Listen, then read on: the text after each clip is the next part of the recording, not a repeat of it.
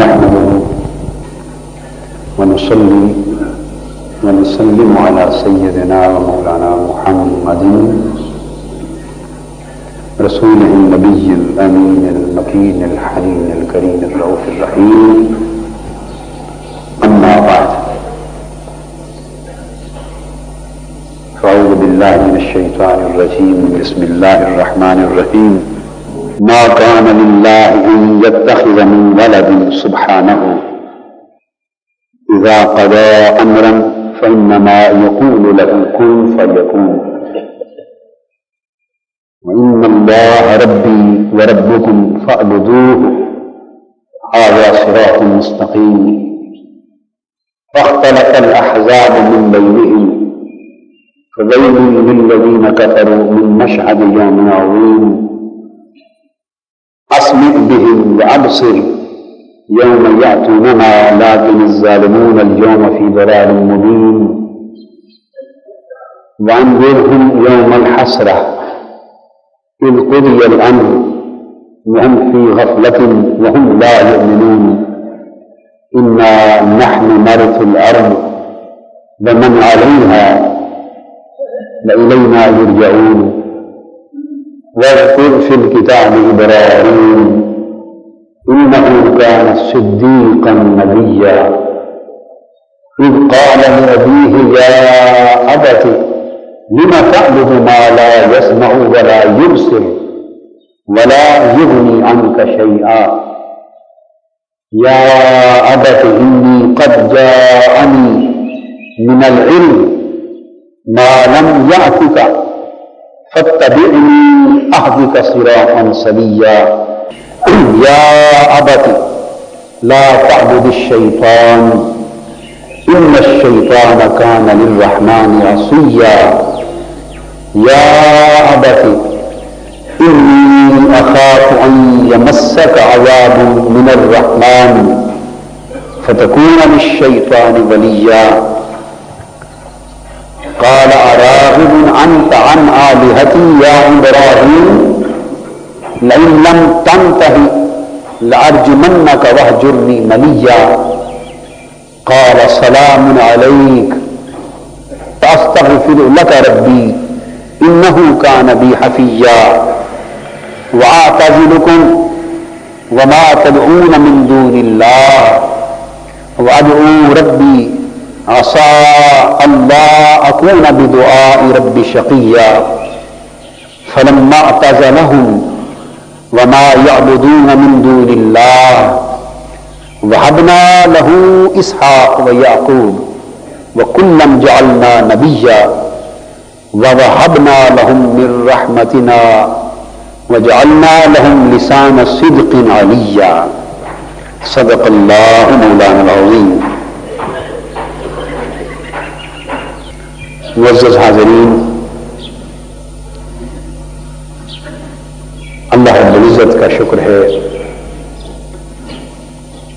اور اس کا انعام ہے جس کی توفیق سے ہم ماہ رمضان المبارک کے ان مبارک دنوں میں اس مبارک سنت کی انجام دہی میں جمع ہے. اور یہ بھی اللہ کا شکر ہے کہ اس نے ہمیں قرآن مجید اور رمضان المبارک دونوں کو سماعن، یعنی رمضان المبارک کو صومن اور تزہدن، اور قرآن مجید کو سماعن اور تفہمن جمع کرنے کی توفیق مرحمت فرمائے. یعنی ماہ رمضان مبارک کے جو روزے ہیں ان کے روزے رکھنے اور ان کے ذریعے زہد اور تقوی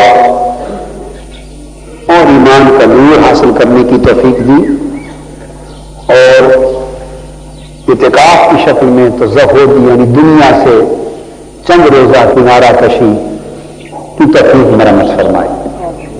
اور قرآن مجید سے بھی ہمارا تعلق جوڑا، سماعن یعنی رات کو نماز تراویح کی صورت میں قرآن سننے کا، اور اس وقت نشست میں بیٹھ کر قرآن سمجھنے کا. تفہم. اس دونوں طرح کے تعلق اللہ پاک نے ہمارے جوڑ دیے. تو یہ ہے کہ رسم تو پوری ہو گئی، رسم تو پوری ہو گئی، اب ضرورت اس امر کی ہے کہ دفن بھی مل جائے. ابھی غلطی کا لفظ ہے، آپ نے نہیں سنا ہوگا تو میں اس کو سمجھا دیتا ہوں. رسم تو پوری ہو گئی، اب بولیے دفن کہیے. اس رسم سے دفن بھی نصیب ہو جائے. دفن کسے کہتے ہیں؟ دفن کہتے ہیں مکھن کو. یہ جو کریم ہوتی ہے نا، کیا کریم؟ فیٹ. جو دودھ کے اندر جو کریم اور فیٹ ہوتا ہے پورا، جو مکھن جس سے بنتا ہے، بالائی بنتی ہے، جو مغز ہوتا ہے گویا رسم کریم دودھ کی، اس کو دسم کہتے ہیں. کیا کہتے ہیں؟ تو رسم ظاہر طریقے کو، ظاہر عادت کو رسم کہتے ہیں، اور گویا اندر جو اثر اس کا کریم ہے، اس کا مغز ہے، جو مکھن ہے، جو بنیاد ہوتی ہے پوری قوت کی، وہ دسم ہے. ہم درخواست کرتے ہیں مولا کہ یہ رمضان اور قرآن کے جوڑ والی رسم ہم نے پوری کر دی ہے، دسم تو اس میں ڈال دے، دسم تو ڈال دے. یہ اس طرح کی بات ہے جیسے حکایت منقول ہے حضرت با یزید بستانی رحمۃ اللہ تعالی علیہ کی طرف. حضرت با یزید بستانی رحمۃ اللہ علیہ اکابر قرون اولیاء کے اولیاء کبار میں سے ہوئے. تذکرہ الصبتی کی کتاب ہے، اس میں آپ نے تذکرہ ان کا پڑھا ہوگا. ابھی حالیہ جب ہم زیارات کے لیے گئے تھے رمضان مبارک کے پہلے ہفتے میں، تو ہمیں ایران میں بستان جانے اور حضرت با یزید بستانی رحمۃ اللہ تعالی علیہ کے مزار اقدس پر حاضری دینے کا شرف نصیب ہوا. ہم نے وہاں حاضری دی اور ان کے مزار اقدس کے سرحانے کی طرف ان کی اپنی عبادت گاہ اور چلہ گاہ بھی ہے، اس کی زیارت کی، اور اسی کے ساتھ حضرت شیخ ابو الحسن خرقانی رحمۃ اللہ علیہ کی چلہ گاہ ہے. جب وہ ان کے مزار اقدس پر رسول فیض کے لیے آئے تھے تو چلہ کش ہوئے تھے. وہ دونوں چلہ گاہیں ساتھ ساتھ ہیں، حاضری دی. ساتھ سیدنا امام جعفر صادق رضی اللہ تعالیٰ عنہ کے صاحبزادے حضرت امام زادہ محمد بن امام جعفر الصادق رضی اللہ تعالیٰ عنہ کا مزار اقدس ہے. یہ سب حاضری دی. اور وہاں ایک دلچسپ اور فرحت انگیز واقعہ یہ پیش آیا کہ حضرت والد گرامی رحمۃ اللہ علیہ کا جو سفر نامہ پڑھا ہے آپ نے، سب نے پڑھا یا نہیں؟ وہ بھی خریدنے چھوٹا سا سفر نامہ ہے، آپ لے لیں، کوئی زیادہ قیمتی نہیں ہے، ادارے نے چھاپا ہے. ابا جی قبلہ رحمۃ اللہ علیہ نے جو بلاد عرب کے اور بلاد اسلام کے زندگی میں بہت سارے ممالک کے سفر کیے تھے، اور مسلسل سن 48 سے لے کے سن 67 تک مختلف سالوں میں بڑے سفر کیے. وہ کثیر الاسفار تھے، تو انہوں نے بہت سے ممالک کا سفر نامہ اپنا لکھا، جس میں سے کئی ملکوں کا ادارے میں سے گم ہو گیا. سفر نامہ تحریر شکل میں تھا. کئی ممالک کا بدقسمتی کہ وہ کاغذات گم ہو گئے. 4 ملکوں کا محفوظ رہ گیا، جس میں ایران، عراق، ترکی اور شام. تو 4 ملکوں کا ان کا 1 سال کا سفر نامہ، ہر سال کا تو نہیں ریکارڈ تھا ہمارے پاس، سن 66 کے زمانے کا محفوظ ہے.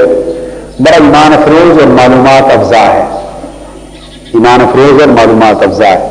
اور جو طالب علم ہیں ایف اے اور بی اے کے یا ایم اے کے، خاص طور پہ اردو کے، ان کے لیے اردو زبان و ادب کا ماسٹر پیس ہے. یعنی لکھنوی ادب کی وہ اردو ہے کہ والد صاحب کی بلا خود اردو میں دبستان لکھنؤ کے فرزند تھے. ان کی تعلیم ساری لکھنؤ میں ہوئی تھی، تو ان کا جو اردو ادب ہے وہ لکھنؤ کی زبان و ادب سے. یعنی خود میں اور پاکستانی لوگ اس طرح کا اردو نہیں لکھ سکتے. اہل زبان لکھ سکتے ہیں مگر پاکستانی لوگ نہیں لکھ سکتے. تو وہ کئی اعتبارات سے بڑا، اور سفر نامے کے فن میں بھی بڑا ماسٹر پیس ہے، اور اولیاء کرام کا تذکرہ اور روحانی کیفیات سے معمور ہے. اور منگوا لیں کافی سارے، اور آپ لے لیں گے، یاد جائیں گے. وہ دلچسپ اور فرد انگیز واقعہ یہ ہوا کہ 1966 کا انہوں نے واقعہ لکھا اس سفر نامے میں، اور اس میں درج کیا کہ میں ایک رات حضرت شیخ باجی بستانی رحمۃ اللہ علیہ کے مزار اقدس پر ایک رات کے لیے قیام کیا، اور فرماتے ہیں اس میں 1966 میں، آج سے کتنے سال پہلے، 28 سال قبل، اس میں فرماتے ہیں کہ اس مزار اقدس کا جو مجاور تھا اس وقت، اس کا نام تھا شیخ مہدی، اور وہ جوان آدمی تھا، جوان اور بڑا خلیق ہے، اور فرماتے ہیں کہ وہ حضرت باجی بستانی رحمۃ اللہ علیہ کی اولاد میں سے ہے اور مزار اقدس کا مجاور ہے۔ تو رات میں نے وہیں اسی کے حجرے میں قیام کیا، اور پچھلی رات وہ جو چلہ گاہیں ہیں ان میں نوافل ادا کیے۔ تو شیخ مہدی کا ذکر کیا آپ نے، فرماتے ہیں کہ جوان آدمی ہے، اس کی کچھ خوبی بیان کی۔ بس یہ برسبیل تذکرہ جو ان کو سفر میں ملتا اور کوئی معاملہ ہوتا تو اس کا بھی مختصر سا تذکرہ سفر نامے میں کر دیتے ہیں، اور یہ سفر نامے کا اسلوب ہوتا ہے۔ اب ہم جب اسی ماہ رمضان کے پہلے ہفتے میں گئے، سفر نامہ ہمارے پاس تھا، حضرت شیخ باجی بستانی رحمۃ اللہ علیہ کے مزار اقدس پر حاضری دی، اور خواہش کی ہم نے کہ جو آپ کی چلہ گاہ ہے، دونوں چلہ گاہیں کھلوا کے اس میں نوافل ادا کریں۔ تو نور حسین صاحب ہمارے ادارے کے رفیق ہیں، آپ جانتے ہوں گے، نور حسین صاحب اور منظور حسین صاحب دو بھائی ہیں، تو وہ ایران میں ہوتے ہیں، نور حسین صاحب بڑے بھائی ہوں گے۔ تو وہ میں نے کہا کہ یہ چلہ گاہیں ہیں، ان کی زیارت بھی کرنی اور اندر نوافل پڑھنے ہیں۔ انہوں نے کہا میں کوئی مجاور جو ہے یہاں خادم اس کو لے آتا ہوں۔ تو وہ ایک سفید ریش بزرگ آدمی، لمبا سا کوٹ اس نے پہنا ہوا تھا، سفید ریش بزرگ آدمی تھا، اس کو لے آئے، اور اس بزرگ نے ہمیں وہ چلہ گاہ کھول دی، تالا کھول دی، اور ہم نے نوافل ادا کیے۔ نوافل ادا کرنے کے بعد جب فارغ ہو کے باہر نکلے، حاضری بھی دے لی، تو مجھے خیال آیا کہ اس بزرگ سے پوچھیں کہ وہ جس شیخ مہدی کا ابا جی کبریٰ نے ذکر فرمایا 1966 میں، وہ کون ہے اور زندہ ہے نہیں ہے، کچھ اس کی خبر نہیں۔ تو اس بزرگ سے پوچھا، وہ سفر نامہ کھول کر کے شیخ مہدی نام کا یہاں ایک مجاور ہوتا تھا 1966 میں، اوپر کے سنایا، ذکر کیا، آپ جانتے ہیں اس کی کو آتا پتا وہ کہاں ہے؟ وہ ہنس پڑا، اس نے کہا وہ میں ہی ہوں، میں اس نے کہا یہ کہ جب آپ کے والد گرامی رحمۃ اللہ علیہ تشریف لائے 66 میں، 28 سال پہلے میں جوان تھا، اب بوڑھا ہو گیا ہوں، مگر وہ میں ہی ہوں۔ بہرحال یہ ایک پرلطف قسم کا ایک چھوٹا سا واقعہ تھا جو سفر میں پیش آیا، اور آپ کو سنا دیا ہے۔ تو عرض یہ کر رہا تھا، رسم اور دفن کی بات تھی، تو حضرت سلطان العارفین بایزید بستانی رحمۃ اللہ علیہ کے بارے میں منقول ہے، یہ سمجھا رہا تھا رسم ہم نے پوری کر دی ہے، مولا دسم تو پوری کر دے۔ دسم آپ کبھی سعودی عرب یا یہ عرب ملکوں میں جائیں نا، تو دودھ کے پیکٹ نہیں ہوتے گتے کے، جو پیکنگ والے دودھ ہمارے یہاں بھی ملتے ہیں، تو وہاں دودھ کے پیکٹ ملتے ہیں، تو جو فل فیٹ ہو نا، فل کریم، جس کے اندر سے فیٹ کریم نکالی ہی نہ ہو، اوپر لکھا ہوتا ہے کامل الدسم۔ کیا؟ اب آپ جائیں گے تو آپ کو پوری بات یاد آ جائے گی، پھر جب وہ دودھ دیکھیں گے تو آپ کا دھیان حضرت باجی بستانی تک جا پہنچے گا رضی اللہ تعالیٰ عنہ۔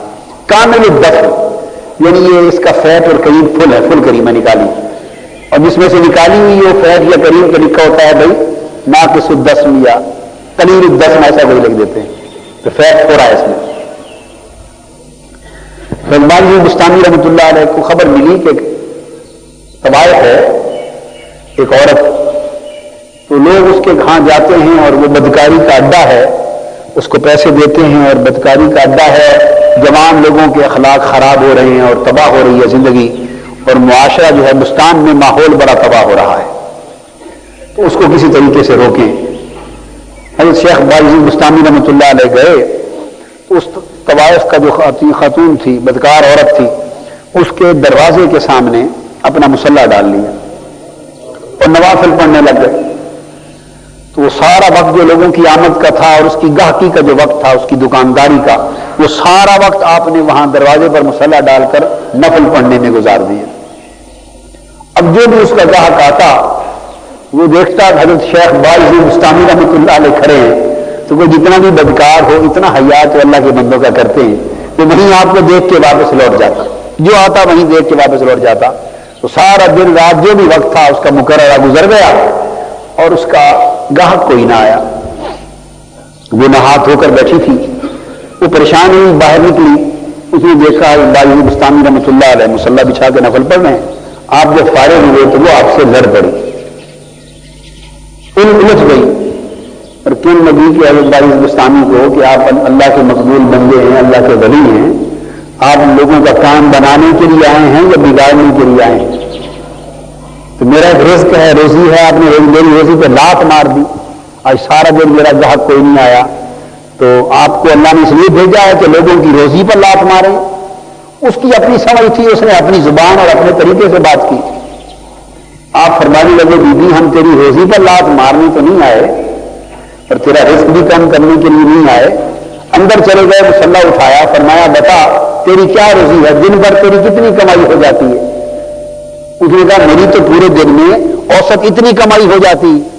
آپ نے فرمایا کوئی بات نہیں, پیسے نکالے اور پوچھا کہ تجھے جو آ کے گاہک پیسے دیتے ہیں پھر وہ کیا کرتے ہیں تیرے ساتھ؟ اس نے کہا بس میرا تو ریٹ مقرر ہے, میں پیسے لے لیتی ہوں, اس کے بعد ان کی مرضی جو چاہیں کریں, وقت مقرر ہے. فرمایا اچھا تو پورے دن بھر کی کتنی بن جاتی ہے کمائی؟ اس نے کہا اتنی. فرمانے لگے وہ دن بھر کی ساری کمائی ہم سے لے لے. پیسے نکالے, دن بھر کے سارے اس کو دے دیے کہ یہ تو تیری روزی پوری ہو گئی, سارے لے لے. اب جو ہماری, اس نے کہا اب ہم جو ہمارے جی میں آئے ہم بھی کر سکتے ہیں. اس نے کہا جی ہاں.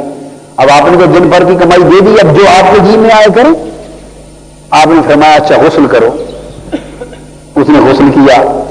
فرمایا ایسے کپڑے پہنے جو پہلے کبھی بھی نہ پہنے ہوں, نئے صاف پاکیزہ کپڑے وہ پہنا لیے. فرمایا میرے ساتھ آ جاؤ. کمرے میں لے گئے اور مصلی بچھا لیا اور اس کو کہا اس مصلی پہ کھڑے ہو کے 2 رکعت نماز نفل توبہ کی نیت سے پڑھ. اللہ کے حضور اپنی گناہ والی زندگی سے توبہ کر لے اور توبہ کی نیت سے 2 نفل پڑھ. اور جو میں نے تو تمہیں پیسے دے دیے, اب جو میں کہوں گا وہ کر. اس نے کہا ٹھیک ہے. اس نے توبہ کی نیت کر لی, 2 نفل شروع کر لیے. جب وہ سجدے میں گئے, حضرت بائی بستانی بھی ساتھ سجدے میں گر گئے. عرض کیا مولا یہاں تک سجدے تک لانا میرا کام تھا, آگے اس کی زندگی تقدیر کو بدل دینا تیرا کام تھا. سجدے تک لایا ہے اور گرایا میں نے ہے, آگے تم کر دے. رسم میں نے پوری کر دی ہے, دسم تم پوری کر دے. یہ لفظ میں نے اب بنا لیے نا آپ کو سمجھانے کے لیے کہ یہاں تک لانا میرا کام تھا, آگے اس کے حال کو بدل دینا تیرا کام. گویا رسم جو ہے وہ میں نے پوری کر دی ہے, اب اس کے برتن میں 10 جی تو ڈال دے, بھانڈا بھر دے. تو حکایت میں ہے کہ بس آپ کا یہ عرض کرنا تھا تو اس خاتون کی کایا پلٹ گئی, اس کی کایا پلٹ گئی. پھر اس کے وہ حال تو ترک ہو گئے اور نیا حال مل گیا. نیا حال تو اللہ کی بارگاہ میں تو کوئی کمی نہیں ہے, وہ جس وقت چاہے کسی کو کسی حال سے اٹھائے اور نیا حال عطا کر دے, وہ مالک ہے. اللہ ارشاد فرمایا ما کان للہ ان یتخذ من ولد سبحانہ, اور اللہ تعالیٰ کی یہ شان نہیں کہ وہ کسی کو اپنا بیٹا بنائے, وہ اس سے پاک ہے. اوپر چونکہ سیدنا عیسیٰ علیہ السلام کا ذکر ہوا, آج کچھ عقائد کی اور کچھ اصلاح کی تعلیم کی بات ہے. کچھ تعلیماتی پہلو ہیں آج کی آیات کریمہ میں, کچھ اعتقادی پہلو ہیں, کچھ فکری اصلاح کے پہلو ہیں اور کچھ عملی اصلاح کے. اللہ پاک نے فرما چکے اوپر عیسیٰ علیہ السلام کا ذکر ہے اور مریم کا, اور عیسائی لوگ عیسیٰ علیہ السلام کو خدا یا خدا کا بیٹا مانتے, اور خدا کا بیٹا ماننے کی وجہ سے انہیں خدائی میں شریک مانتے ہیں. تو اللہ پاک نے ان کا ذکر کر کے اوپر آیت نمبر 34 میں فرمایا ذالک عیسی ابن مریم, لوگوں تم نے جو حضرت عیسیٰ کو خدا کا بیٹا اور خدا کا شریک بنا رکھا ہے, خدا جو میں کیا کیا نام دیتے ہو اور کیا کیا بناتے ہو, وہ تمہارے سارے وہم ہیں, غلط عقائد ہیں. عیسیٰ بن مریم تو یہ ہیں جو ہم نے بیان کر دیا. اور فرمایا یہ حق بات ہے اور اس میں یوں ہی لوگ شک کرتے ہیں. تو بات کو کلیئر کر کے اب فرمایا ان کے اس جھوٹے عقیدے اور باطل عقیدے کی تردید کر دی. فرمایا یہ جو خیال کرتے ہیں کہ عیسیٰ علیہ السلام اللہ کے بیٹے ہیں، فرمایا اللہ کی یہ شان ہی نہیں کہ وہ کوئی بیٹا بنائے، جو اس کا کوئی بیٹا ہو. وہ اس سے پاک ہے، اور پاک اس طرح ہے کہ ماں باپ اور اولاد کا نظام تو یوں ہے کہ وہ ان سے بیٹا پیدا ہوتا ہے، ماں سے ہوا، باپ کے ذریعے سے ہوا، تو ایک دوسرے سے اولادیں اور افراد پیدا ہوتے ہیں. یہ نظام ہے. مگر اللہ کا نظام تخلیق کا، پیدا کرنے کا یہ نہیں. یعنی مخلوق کا نظام تو یہ ہے کہ باپ میں سے نطفہ پیدا ہوتا ہے، اس سے بیٹا جنم لیتا ہے، ماں کے پیٹ میں نطفہ قرار پکڑتا ہے اور ماں کے پیٹ سے بچے کا تولد ہوتا ہے. تو اس میں انسانوں میں سے نکلتے ہیں. اللہ پاک نے فرمایا میں تو خالق ہوں، میں اس شان سے پاک ہوں، اس حال سے. میرا طریقہ یہ ہے کہ مجھ سے کوئی نہیں نکلتا اور نہ کوئی بیٹا مجھ سے جنم لیتا ہے. میں جس کو پیدا کرنا چاہتا ہوں، اذا قضا امرا، میں فیصلہ کرتا ہوں کہ کسی کو پیدا کروں، فانما یقول له کن فیکون. تو پھر اللہ کا امر اور اللہ کی شان تو یہ ہے کہ جب وہ فیصلہ کرتا ہے کسی کو پیدا کرنے کی، وہ حکم دیتا ہے ہو جا، وہ ہو جاتا ہے. حکم دیتا ہے ہو جا، وہ ہو جا. تو اللہ کا طریقہ تو یہ ہے. اس آیت کریمہ سے جو سبق ملا وہ یہ کہ اللہ تعالیٰ کی قدرت کاملہ پر کامل یقین رہنا چاہیے اور شرک سے بچنا چاہیے. شرک سے بچنا چاہیے اور اللہ کی قدرت کاملہ پر کامل یقین اور ایمان ہونا چاہیے. اور یہ عقیدہ پختہ ہونا چاہیے کہ وہ جو چاہے کر سکتا ہے، جو چاہے کر سکتا ہے، اور اس کا ہر کام امر کن سے تکمیل پذیر ہوتا ہے. وہ جب کسی کو کن کر دے اور ہو جانے کی توجہ دے دے تو وہ چیز ہو جاتی ہے. اگر یہ عقیدہ پختہ ہو جائے تو انسان کو ایمان کے اندر اللہ پر توکل نصیب ہو جاتا ہے. ہمارا توکل کمزور ہے. ہمارا توکل عالم اسباب میں اور عالم دنیا میں اسباب کو اپنانا اور اسباب کو استعمال کرنا یہ حکم الہی ہے اور ہمارے لیے اللہ کی مقرر کردہ سنت ہے. جیسے اولاد ماں باپ کے سبب سے پیدا ہوتی، موت بیماری کے سبب یا ایکسیڈنٹ کے سبب سے ہوتی، چیزوں کا تعمیر ہونا معمار اور مستریوں کے سبب سے ہوتا ہے. یعنی اس کائنات میں جو پورا نظام ہے وہ اسباب و علل کے ساتھ چلتا ہے، اس کے اسباب ہوتے ہیں. اللہ پاک نے ہمیں عالم اسباب میں رکھا ہے. ہمیں بھی حکم ہے کہ ہم اسباب اپنائیں، اسباب کو برتیں، اسباب کو استعمال میں لائیں، اسباب سے بھرپور فائدہ اٹھائیں. یہ حکم تو ہے، مگر یہ حکم نہیں کہ اسباب پر توکل کریں، اسباب پر بھروسہ کریں. تو فرمایا لوگوں اسباب کو استعمال میں تو بھرپور میں لاؤ، مگر بھروسہ اسباب پر نہیں، مسبب پر کرو، توکل اللہ پر کرو. کیونکہ جو ہوتا ہے اس دنیا میں ہوتا تو کسی کے سبب سے ہے، ہوتا تو کسی کے سبب سے ہے، مگر کرنے والا مسبب اللہ ہوتا ہے. یہ عقیدہ درست ہونا چاہیے. اب ہمارے ہاں دو طرفہ عقیدے میں خرابیاں پیدا ہو گئی. دو طرفہ بولیے خرابیاں پیدا ہو گئی. اب میں نام تو نہیں لیتا مسلکوں کے اور فرقوں کے، نہ میں یہ طریقہ ہے، نہ میری عادت ہے، نہ ہمارا منصب اور مشن ہے. مگر آپ سمجھدار لوگ ہیں، آپ سمجھ جاتے ہیں. ہمارے ہاں مسلک مختلف عنوان، مختلف عقیدے جو ہیں مختلف مسلکوں اور عنوانوں سے پائے جاتے ہیں. ٹھیک ہے، پائے جاتے ہیں. کوئی وہابی کہلاتا ہے، اہل حدیث کہلاتا ہے، کوئی سنی کہلاتا ہے، کوئی ان میں بریلوی کہلاتا ہے، کوئی اپنے آپ کو دیوبندی کہتا ہے، کوئی شیعہ کہتا ہے. یہ مختلف عنوان ہیں.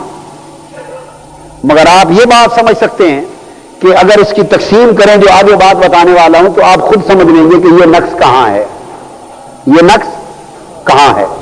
افراط اور تفریط کا شکار بالعموم ہم ہو رہے ہیں، چند اہل علم اور اہل فہم کو چھوڑ کر، الا ماشاء اللہ. اکثریت عامت المسلمین کی افراط اور تفریط کا شکار ہوتے ہیں. میں نے آپ کو عقیدے کی اصلاح کے لیے جو نقطہ سمجھایا وہ یہ، اس دنیا میں عالم اسباب ہے، جو ہوتا ہے کسی سبب سے ہوتا ہے. جو ہوتا ہے کسی سبب سے ہوتا ہے، مگر وہ سبب ذریعہ ضرور بنتا ہے، مگر کرنے والا وہ نہیں ہوتا، کرنے والا اللہ ہوتا۔ یہ تو ہے درست عقیدہ۔ اب افراط اور تفریط ہمارے ہاں کیا ہو گئی، کچھ لوگوں نے مسبب کی طرف اتنا دھیان ایسا کیا کہ سبب کا کلیتاً ہی انکار کر دیا، یہ سبب کی اہمیت ہی گھٹا دی، سبب کی اہمیت ہی گھٹا دی اور صرف مسبب کی بات کی۔ اب خالی مسبب کی بات کرنے میں فی نفس ہی کوئی گناہ نہیں، یہ جوہر توحید ہے مسبب کی بات کرنا۔ میں بھی آپ کو ہر روز مسبب کی بات سمجھاتا ہوں، ہر روز اللہ ہی کی بات بیٹھا سمجھا رہا ہوں، ہر وقت مقصود ایمان اللہ کی طرف دھیان لگانا ہے، اس میں کوئی عیب نہیں، خوبی ہے، مگر خرابی اس میں ہے کہ مسبب کی طرف بات کو اس طرح ماننا کہ اس کے اپنے قائم کردہ عالم اسباب کا انکار کر دینا کہ سبب ہی تو اس نے بنائے ہیں نا، اس کا نام مسبب کیوں ہے؟ بولیے، اللہ کا نام مسبب کیوں ہے؟ اس لیے کہ اس نے سبب بنائے ہیں، اور سبب بنائے کیوں ہیں؟ اگر ان اسباب سے فائدہ نہیں اٹھانا، ان اسباب سے فیض نہیں اٹھانا، ان اسباب سے نفع نہیں اٹھانا، ان اسباب کو استعمال نہیں کرنا، تو اسباب بنانے کا فائدہ کیا؟ تو اسباب تو بنائے اس لیے ہیں کہ ہم اسباب سے فائدہ اٹھائیں اور اسباب ہمیں نفع دیں، مگر اس لیے وہ مسبب بنا۔ مگر فرق یہ رکھا ہے کہ لوگوں اسباب فائدہ اٹھانے اور استعمال کرنے کے لیے، مگر بھروسہ اور توکل کرنے کے لیے نہیں۔ توکل کے لیے اللہ ہے، مسبب ہے، اور استعمال میں لانے اور نفع اٹھانے کے لیے اسباب ہیں۔ تو ایک طبقہ ایسا ہو گیا مسلمانوں میں کہ اس نے اسباب کا انکار کر کے گویا اللہ کی سنت کا انکار کر دیا، اسباب کی اہمیت کا انکار، واسطے کا انکار۔ سبب، واسطہ، وسیلہ، یہ سب ایک شے کا نام ہے، ایک ہی شے کے مختلف نام ہیں۔ مثلا ماں باپ اولاد کی پیدائش کا سبب بنتے ہیں، تو آپ ان کو سبب بھی کہہ سکتے ہیں، ٹھیک ہے؟ یہ بھی کہہ سکتے ہیں کہ والدین اولاد کی پیدائش کا واسطہ ہیں، یہ بھی درست ہے۔ یہ بھی کہہ سکتے ہیں کہ والدین اولاد کی پیدائش کا وسیلہ ہے، ایک ہی چیز ہے۔ استاد اب پیدا کرنے والا، ماں باپ پیدا کرنے والے ہیں یا اللہ؟ اللہ پیدا کرتا، ماں باپ تو پیدا نہیں کرتے، پیدا تو اللہ کرتا ہے، مگر ماں باپ کو کیا بنا دیا؟ وسیلہ اور واسطہ بنا دیا۔ اب یہاں ایک نقطہ سمجھاؤں، جس طرح ظاہری چیزیں واسطہ ہوتی ہیں، اس طرح باطنی اور روحانی ہستیاں بھی واسطہ اور وسیلہ ہوتی ہیں۔ باطنی اور روحانی ہستیاں بھی واسطہ اور بولیے وسیلہ ہوتی ہیں۔ تو ظاہری بھی واسطے ہوتے ہیں اور باطنی اور روحانی واسطے بھی ہوتے ہیں۔ اور وہ کس طرح؟ ماں باپ کے ذریعے اولاد ہوئی تو یہ تو ظاہری وسیلہ ہو گیا، کیا؟ اور حضرت مریم کی طرف حضرت جبرائیل امین کو بھیجا اور ان کا شوہر موجود نہ تھا، بغیر شوہر کے حضرت جبرائیل امین کے دم سے انہوں نے کہا انما انا رسول ربک لأہب لک غلاما زکیا۔ میں نے آپ کو سمجھایا تھا، حضرت جبرائیل امین آئے اور کہا کہ گھبرائیں نہیں، میں آپ کے رب کا بھیجا ہوا پیغامبر ہوں، اور آیا اس لیے ہوں کہ لأہب لک غلاما زکیا، کہ میں تمہیں پاکیزہ لڑکا عطا کروں۔ قرآن مجید میں یوں نہیں کہا گیا کہ جبرائیل امین یہ بھی تو کہہ سکتے تھے نا کہ اس لیے آیا ہوں کہ اللہ تمہیں پاکیزہ بیٹا عطا کرے اور میں اس کا ذریعہ بنوں، یا میرے ذریعے سے اللہ تمہیں پاکیزہ بیٹا عطا فرمائے، یوں کہہ سکتے تھے، مگر قرآن کے الفاظ پر یہ یوں نہیں فرمایا۔ حقیقت یہی ہے، سیدنا جبرائیل امین کسی کو بیٹا دینے والے نہیں ہیں، بیٹا دینا اللہ کی شان ہے۔ جبرائیل امین کو تو اللہ نے وسیلہ بنایا تھا، واسطہ بنایا تھا۔ مفسرین لکھتے ہیں انہوں نے کیا تھا، کیا کیا آ کر جب یہ بات کی تو حضرت مریم رضی اللہ تعالی عنہ کے آستین میں ان کے جسم پر دم فرما دیا۔ کیا کیا؟ آپ تفاسیر اٹھا کے دیکھیے، دم کر دیا، اس دم سے حضرت مریم رضی اللہ تعالی عنہ حاملہ ہو گئی، تو یہ روحانی سبب بن گیا۔ تو کہا میں بیٹا دینے آیا ہوں، حالانکہ بیٹا اللہ دے رہا ہے، یہ وسیلہ بنے۔ تو یہاں سبب کا بیان ہو گیا، اور سبب بھی ظاہری نہ بنا بلکہ باطنی اور روحانی بنا۔ تو اسباب کبھی روحانی ہوتے ہیں روحانی ہستیوں کے ذریعے، کبھی ظاہری ہوتے ہیں ظاہری اسباب کے ذریعے۔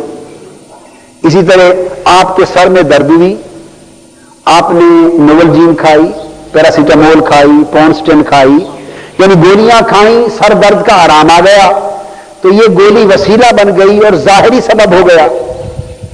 کبھی ایسا ہوا کہ آپ نے گولی کھائی، آرام نہیں آیا، دوائی لیتے رہے، آرام نہیں آیا، اب کسی آدمی سے دم کروا لیا، اس نے پھونک ماری، اللہ پاک نے شفا عطا کر دی۔ ایسا ہو جاتا ہے کہ نہیں؟ بعض اوقات پھونک سے دم سے آرام آ جاتا ہے نا۔ اچھا، اب نہ تو اس دم کرنے والے نے اس کو شفا دی، یاد رکھیں، نہ تو اس دم کرنے والے نے شفا دی، شافی وہ نہیں ہے، شافی وہ دم کرنے والا نہیں ہے، اور نہ ہی وہ گولیاں شافی ہیں، نہ ڈاکٹر شافی ہے۔ ڈاکٹر اور گولی بھی شافی نہیں، اور دم کرنے والا بھی شافی نہیں، دم بھی شافی نہیں۔ شافی تو ہر حال میں اللہ ہے، ہر حال میں اللہ ہے، مگر جب گولیاں کھائیں تو وہ واسطہ شفا بن گئی، ڈاکٹر کے پاس گئے تو ڈاکٹر وسیلہ شفا بن گیا، کسی نیک کے پاس گئے اس نے دم کیا تو وہ نیک اور صالح شخص یا اس کا دم وسیلہ شفا بن گیا۔ تو گویا ظاہری سبب بھی استعمال ہوئے اور باطنی روحانی سبب بھی استعمال ہوئے۔ اب اسی طرح ایک اور مثال قرآن مجید کی دیتا ہوں۔ آپ کی کسی کی آنکھیں خراب ہو جائیں، بینائی جاتی رہے، یا آنکھوں پر وہ آ جائے موتیا وغیرہ، تو آپ کیا کرتے ہیں؟ آپریشن کراتے ہیں۔ اگر آپریشن کرائیں اور آنکھوں کی بینائی درست ہو جائے تو شفا کس نے دی؟ بینائی کس نے دی؟ سرجن نے دی یا اللہ نے؟ اللہ نے دی۔ مگر وہ ڈاکٹر، وہ سرجن، اس کو آپریشن کیا بن گیا؟ وسیلہ شفا۔ کیا بن گیا؟ وسیلہ شفا بن گیا۔ تو اللہ کا حکم یہ ہے کہ نہ میرا انکار کرو، مجھے شافی مانتے رہو، اور جنہیں میں نے سبب بنایا ہے انہیں وسیلہ مانتے رہو۔ نہ میرے پیدا کردہ اسباب کا انکار کرو، اور نہ میرے مسبب ہونے کا انکار کرو۔ میرے شافی مانتے رہو اور میرے بندوں کو وسیلہ شفا مانتے رہو، بس دونوں کا عقیدہ درست ہو گیا۔ تو آپریشن کیا، شفا ہو گئی۔ اور حضرت یعقوب علیہ السلام کی بینائی جاتی رہی تھی، حضرت یعقوب علیہ السلام کی جب بینائی جاتی رہی تو آپ کے بیٹوں نے جا کے سیدنا یوسف علیہ السلام سے عرض کیا، انہوں نے کیا کیا؟ دعا بھی نہیں فرمائی۔ چاہتے تو دعا کرتے کہ باری تعالیٰ میرے والد کو بینائی عطا کر دے، یہ بھی عرض کر سکتے تھے، مگر نہیں، اپنا قمیض اتار کے بھیج دیا، تاکہ قرآن مجید کی آیت کریمہ سے بزرگوں کی چیزوں کا تبرک ہونا ثابت ہو جائے۔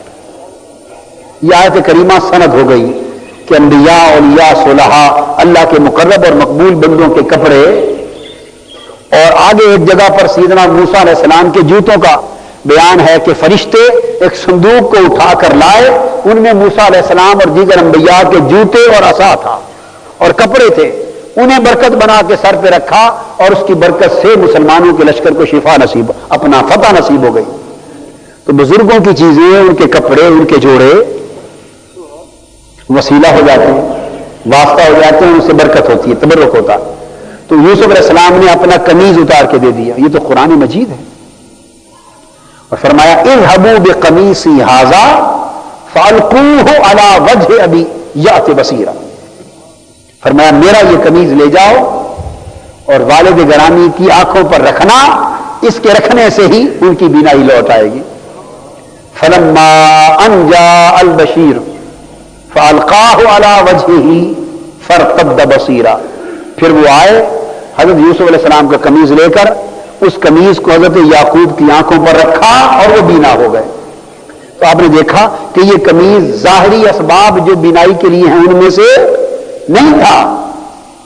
کیا قمیضوں سے آنکھوں کی بینائی آتی ہے؟ نہیں تھا، یہ روحانی سبب تھا، اس لیے یہ توسل اور یہ توسط، یعنی وسیلہ اور واسطہ اور یہ برکت اور یہ روحانی اسباب سے فیوزات و برکات کا ملنا اور ظاہری اسباب کے ساتھ منافع کا حاصل ہونا، یہ نظام ہے۔ اب خرابی کیا ہوئی کہ ہمارے ہی کچھ بھائی انہوں نے اسباب کا انکار کر دیا اور اس طرح عقیدے میں خرابی کا باعث ہو گئے کہ اللہ کے پیدا کردہ نظام اسباب، اور اسباب میں ظاہری اور باطنی روحانی دونوں شامل ہیں، اللہ کے پیدا کردہ نظام اسباب کے منکر ہوئے۔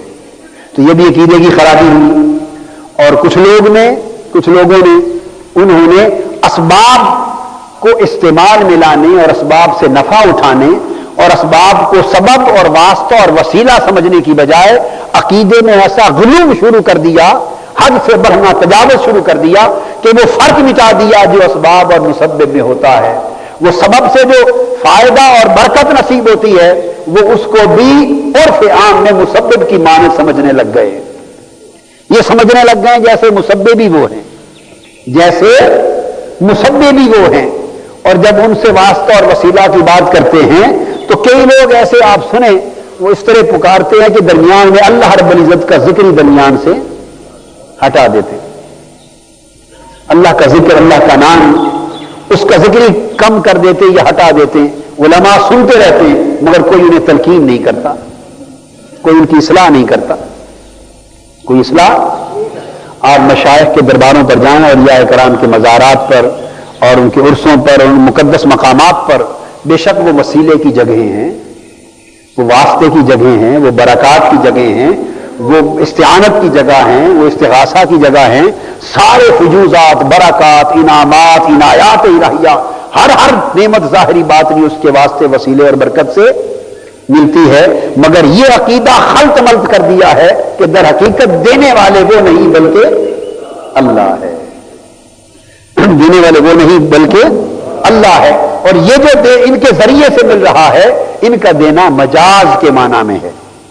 ان کا دینا جیسے حضرت جبرائیل امین نے فرمایا کہ میں بیٹا دینے آیا ہوں، یہ جو خود دینے کا ذکر ہے یہ بطریق مجاز ہے۔ حقیقت میں دینا، مدد کرنا اور سب کچھ عطا کرنا یہ کس کا کام ہے؟ اللہ کا۔ انبیاء، اولیاء، صلحاء، ان کی مقدس روحیں، مقدس اماکن، یہ سب واسطہ اور وسیلہ بنتے ہیں، اور ان کی طرف اگر دینے اور ان کے عطا کرنے کے عمل کو منسوب بھی کیا جائے وہ منسوب کرنا بھی جائز ہے، مگر اس واضح عقیدے کے ساتھ کہ یہ منسوب کرنا مجازن ہے۔ کیا ہے؟ مجازن ہے، استعارتن ہے، مجازن ہے، حقیقتاً نہیں۔ حقیقتاً دینا اللہ کا کام۔ تو کچھ لوگوں نے مسبب سے توجہ کم کر لی، کچھ نے اسباب سے توجہ کم کر لی، اس طرح بھی عقیدے میں خرابی پیدا ہوئی اور ادھر سے بھی عقیدے میں خرابی۔ انبیاء کو بھیجنا انسانیت کی ہدایت کے لیے یہ بھی اللہ پاک نے سبب اور واسطہ اور وسیلہ مقرر فرمایا۔ ہدایت اللہ کی، وہ چاہے بندوں کو براہ راست ہدایت عطا کر دیتا مگر اس نے براہ راست ہدایت نہیں دی۔ ہدایت دینے کے لیے انبیاء کو وسیلہ بنایا، واسطہ مقرر کیا، درمیان میں سبب قائم فرمایا۔ اور جب انبیاء آئے تو طریقہ یہ ایک بڑا نکتے کی بات بتاتا ہوں، اللہ پاک نے مخلوق کو اسباب کی طرف متوجہ کیا، یہ میرے نبی ہیں، یہ میرے صالح ہیں، انہیں ادھر بھیجا کہ میرے نبی کے پاس جاؤ، اور جب نبی کے پاس آئے تو وہ ہمیشہ رب کی طرف بھیجتے رہے۔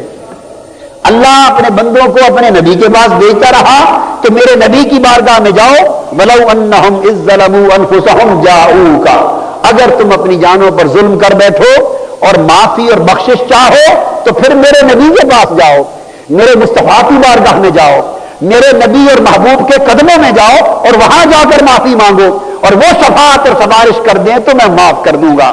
جب کوئی گناہگار اللہ کے حضور آیا تو اللہ نے اسے اپنے نبی کی طرف بھیج دیا کہ میرے نبی سے محبت کرو، میرے نبی کا وسیلہ اختیار کرو، میرے نبی کی شفاعت اختیار کرو، میرے نبی کی سنت اختیار کرو، میرے نبی کی اتباع اختیار کرو، میرے نبی کا طریقہ اختیار کرو۔ کسی نہ کسی طریقے سے اللہ نے اپنے بندوں کو نبی کی طرف راغب کیا، تو اللہ بندوں کو نبی کی طرف راغب کرتا رہا، اور بندے جب نبی کی بارگاہ میں آ گئے اور پوچھا کیا کریں، نبی نے سب کو اللہ کی طرف راغب کر دیا۔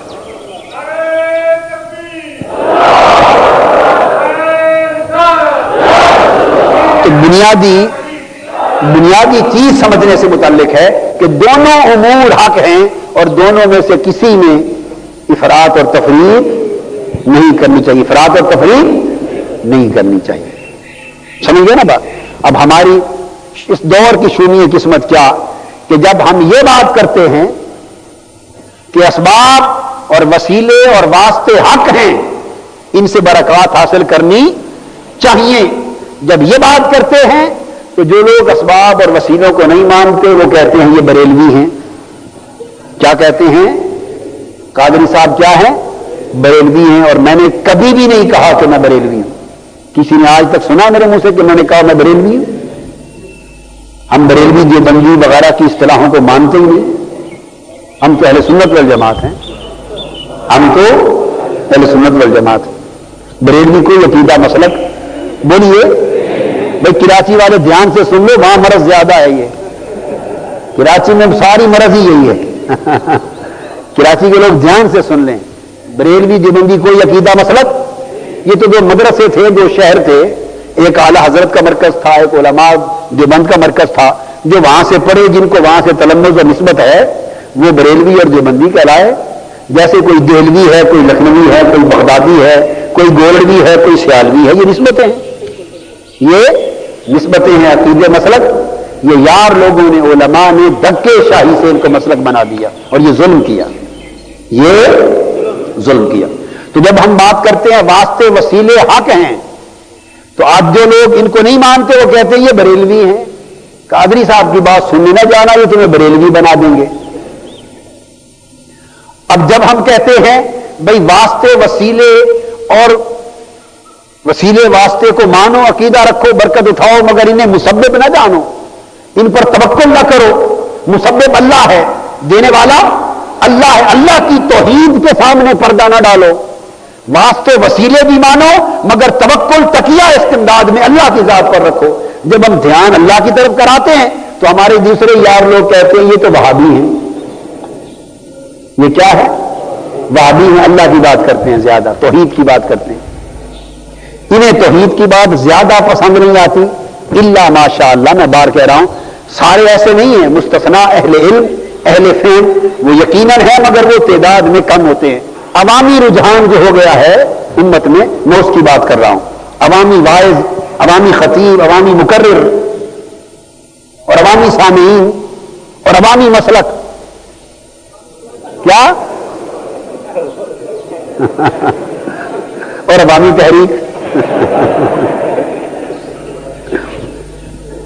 تو میں اس عوامی مسلک کی بات کر رہا ہوں جو جس کا پھیلاؤ ہو گیا ہے، عام جو بعض خطاب ہوتے پھرتے ہیں، تو وہ کہتے ہیں کیونکہ یہ توحید کی بات کرتے ہیں قادری صاحب اور اللہ اللہ کا ذکر بہت کرتے ہیں اور کراتے ہیں لوگوں کو، اور فرق رکھتے ہیں کہ سبب اور مسبب میں فرق کرو، اللہ پر توکل کرو، دینے والا اللہ کو جانو، انبیاء اولیاء کو واسطہ وسیلہ جانو، تو ہم تو بہت آگے تک پہنچے ہوئے ہیں، یہ ہمیں پیچھے کھینچتے ہیں، ہم تو بہت آگے تک پہنچ گئے ہیں، یہ ہمیں پیچھے کھینچتے ہیں۔ وہ کہتے ہیں یہ وہابی ہیں، ان کے پاس نہ جانا، تمہارا عقیدہ خراب کر دیں گے۔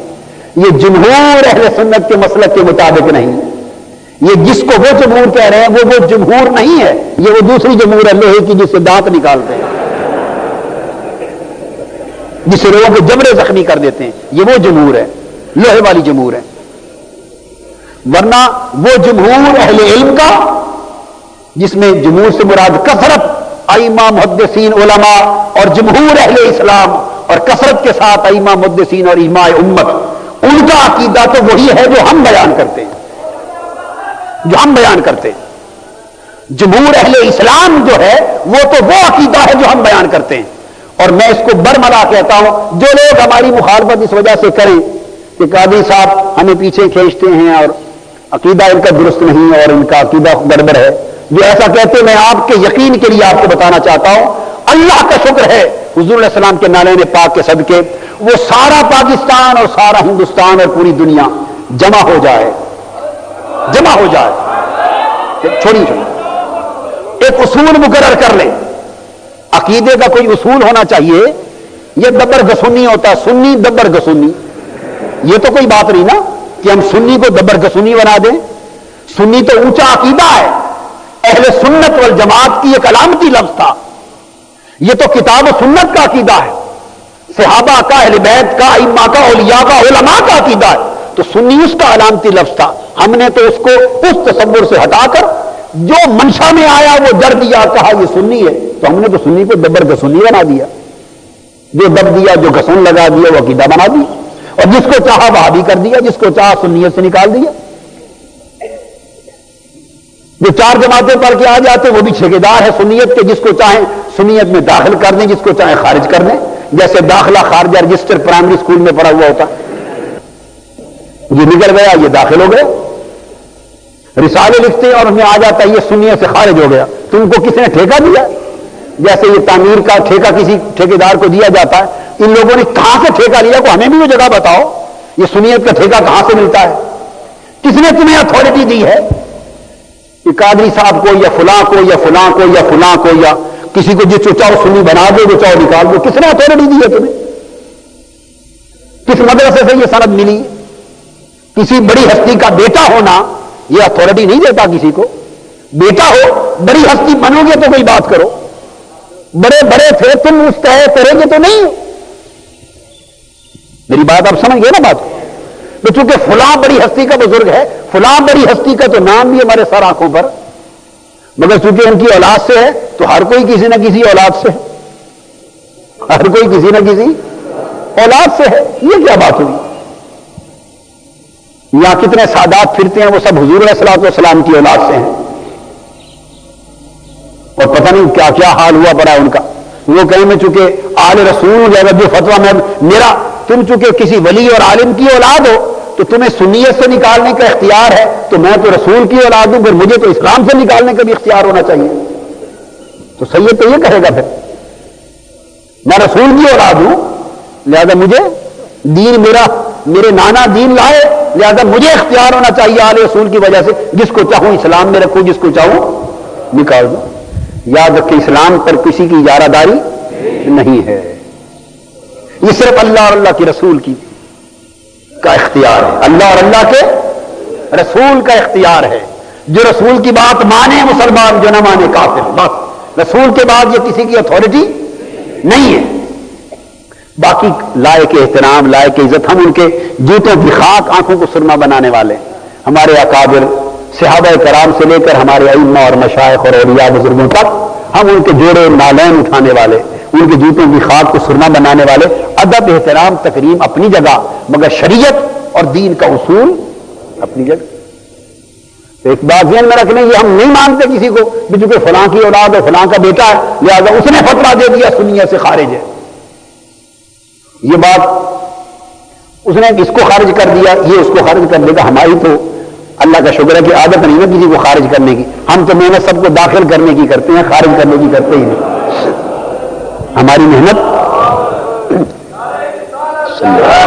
محنت تو یہ ہوتی ہے, ہمارا تو کوشش ہوتی ہے کہ جتنے ہو داخل ہو جائیں, جتنے داخل ہو جائیں, خارج کرنے کی کوشش نہیں کرتے.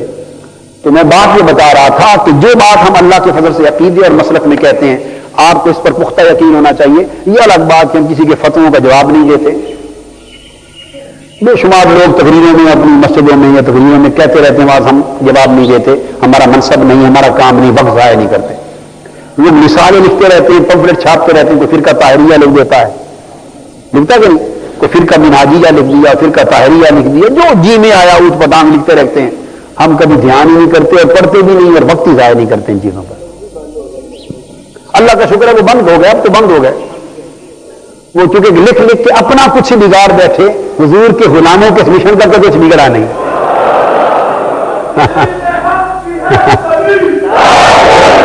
بات سنیے, یعنی بات سنیے بھائی, یہاں تو کچھ بگڑا نہیں. میں اعتکاف بیٹھا تھا, اجتماعی اعتکاف جب لاہور میں پہلا, تو میرے ساتھ 40 آدمی تھے. پہلا اعتکاف اجتماعی بیٹھا تو کیا تھے, 30-40 آدمی تھے. اور آج اعتکاف بیٹھنے والے ہزار کی تعداد میں, شاید اللہ کا شکر ہے پورے بر صغیر پاک و ہند میں عام مسجد میں بڑوں کی بات نہیں کرتا, اکابر اولیاء اللہ کی بات نہیں کرتا. عام جو مساجد, ہم عام لوگ ہی ہیں نا بھائی, عام آموں کی بات کرتے ہیں، نہ ہم خاص ہیں نہ خاصوں کی بات کرتے ہیں. پورے برے صغیر میں عاموں کے ہاں چلے جائیں تو ایسے عاموں کے ہاں ایسا اعتکاف تو خلق خدا آتی ہے. 30-40 سے شروع کیا تھا، آج 1000 پر جا بات پہنچی. 10-15 ہزار، 8-10 7-8 ہزار سے 27ویں کا اجتماع شروع کیا تھا، آج لاکھوں تک جا پہنچا. تو وہ فتوے بھی چلتے رہے اور فرقے تحریہ بھی لکھتے رہے اور رسالے بھی چھپتے رہے اور سارا ادمی مچتا رہا، 10 سال سے مچتا رہا. اور وہ مچاتے مچاتے وہ رسالے بھی ختم ہو گئے، بند ہو گئے، وہ خود بھی ختم ہو گئے. اور حضور علیہ السلام کے نالین پاک کا جو فیضان تھا یہ تو بڑھتا ہی گیا اور بڑھتا ہی گیا.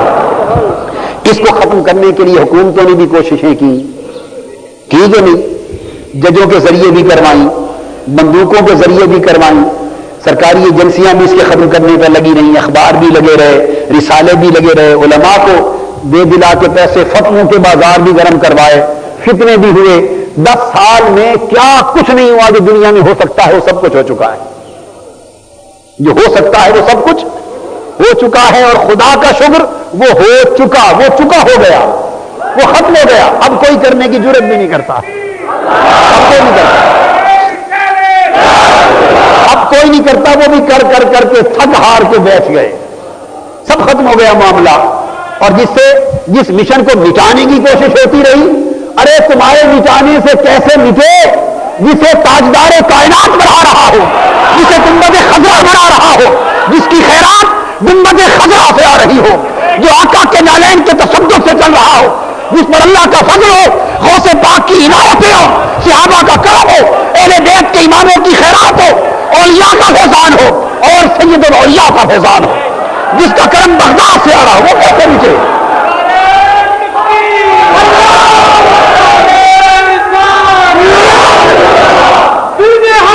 چھوڑیے بھائی، یہ ولی ملی کچھ نہیں ہے بھائی، چھوڑیے بھائی. یہ نعرے دین حق کا ہے، ولی ولی یہ آپ کے نعرے ہیں. میں کوئی ولی ملی نہیں ہوں، کچھ بھی نہیں ہوں. اگر یہ کچھ میں کچھ ہوتا تو کبھی کا ختم ہو چکا ہوتا. اللہ کی عزت کی قسم، اگر یہ سب کچھ میرے دم سے ہوتا، میں تو نالائق تھا، ناکارہ تھا، فاسق و فاجر تھا، گناہگار تھا، ظالم تھا، خاطی تھا، عاصی تھا، کچھ بھی نہ تھا، نالیوں کے کیچڑ سے بھی کم تھا، ریت کے ذرے سے بھی کم تھا. اگر یہ سب کچھ میرے دم سے ہوتا تو آج مشن کا دم بھی نہ ہوتا، کچھ نہ ہوتا، نہ یہ مرکز ہوتے، نہ تنظیمیں ہوتی، نہ مشن ہوتا. سب کچھ بہ چکا ہوتا. جتنی مخالفتیں ہوئیں، جتنی دشمنیاں ہوئیں، جتنے حملے ہوئے، مگر وہ مخالفتیں سب بہ گئی اور مشن ٹر گیا. اس لیے پتا چلا کہ یہ میرے دم سے نہیں، کسی اور کے دم سے ہے.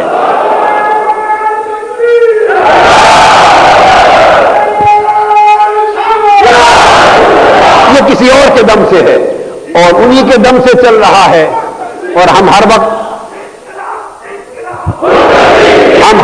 خیر مانگتے ہیں کہ مولا آپ کے دم سے یہاں تک چلیں، آگے بھی اپنا دم سلامت ہمارے لیے رکھنا، آگے بھی اپنا کرم سلامت رکھنا. ہم تو ایک قدم بھی آقا کے کرم کے بغیر اٹھانے کے لائق نہیں، ناکارہ لوگ ایک قدم بھی اٹھانے کے لائق نہیں. وہ چاہیں بٹھا دیں، چاہیں کسی کو اڑا دیں، وہ مالک ہیں.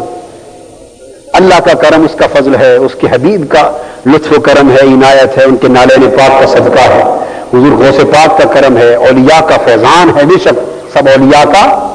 اور میں آپ کو بتایا کرتا ہوں کہ تحریک منہاج القرآن میں مشائخ قادریہ، مشائخ چشتیہ، مشائخ نقشبندیہ، مشائخ سہروردیہ، سب کا فیضان شامل ہے. میں واللہ اللہ کی عزت کی قسم کھا کے بتا رہا ہوں، تمام مشائخ کا فیضان اس میں شامل ہے. اور اہل بیت اطہار اور صحابہ کرام کا فیضان شامل ہے. حضرت خواجہ اویس کرنی کا فیض شامل ہے، امام حسن مجتبی، امام حسین کا فیض شامل ہے، خلفائے راشدین کا فیض شامل ہے، اور اکابر اولیاء کے فیض شامل ہیں، حضور کی اہل بیت کے شامل ہیں، حضور غوث پاک کا شامل ہے. اور ان کی وساطت سے یہ سب آقا کی خیرات ہے. اور وہ جو آقا والے لوگ ہیں جو حضور کے غلام ہیں، حضور داتا صاحب کا فیضان شامل ہے، حضرت مرید الفسانی کا فیضان شامل ہے، حضرت خواجہ اجمیر کا فیضان شامل ہے، حضرت بابا فرید کا شامل ہے، حضرت قطب الدین مختار کاکی کا شامل ہے، حضرت شیخ عبداللہ مدثر دہلوی کا شامل ہے، حضرت شاہ ولی اللہ مدثر دہلوی کا شامل ہے. اور اللہ کی عزت کی قسم کھا کے بتا رہا ہوں اعلی حضرت مولانا شاہ احمد رضا خان کا شامل ہے۔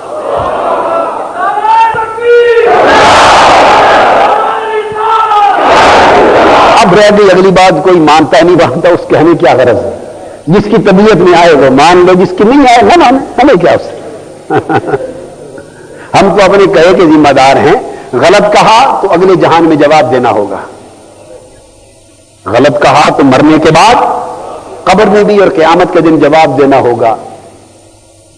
تو سچ اور غلط کو جاننے والا اللہ ہے، باقی بتا دیا تاکہ آپ کا ایمان اور ایمان مضبوط رہے، جو مانے اس کا بھلا، اس کا بھی بھلا، جو نہ مانے اس کا بھی بھلا۔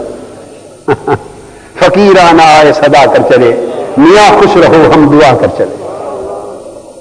فقیرانہ آئے صدا، ہم تو صدایں دے رہے ہیں، میاں خوش رہو ہم دعا کر چلے۔ وقت آئے گا کہیں گے میاں خوش رہو ہم دعا کر چلے، ہم نے بھی چلے جانا ہے، بڑے چلے گئے تو ہم تو چھوٹوں میں بھی نہیں، ہم بھی چلے جائیں گے۔ تو کوئی مان لے اس کی مرضی ہے، نہ مانے اس کی مرضی، ہمارا جھگڑا نہیں ہے، مگر آپ کو اپنا یقین مضبوط اور فکر مستحکم رکھنا چاہیے۔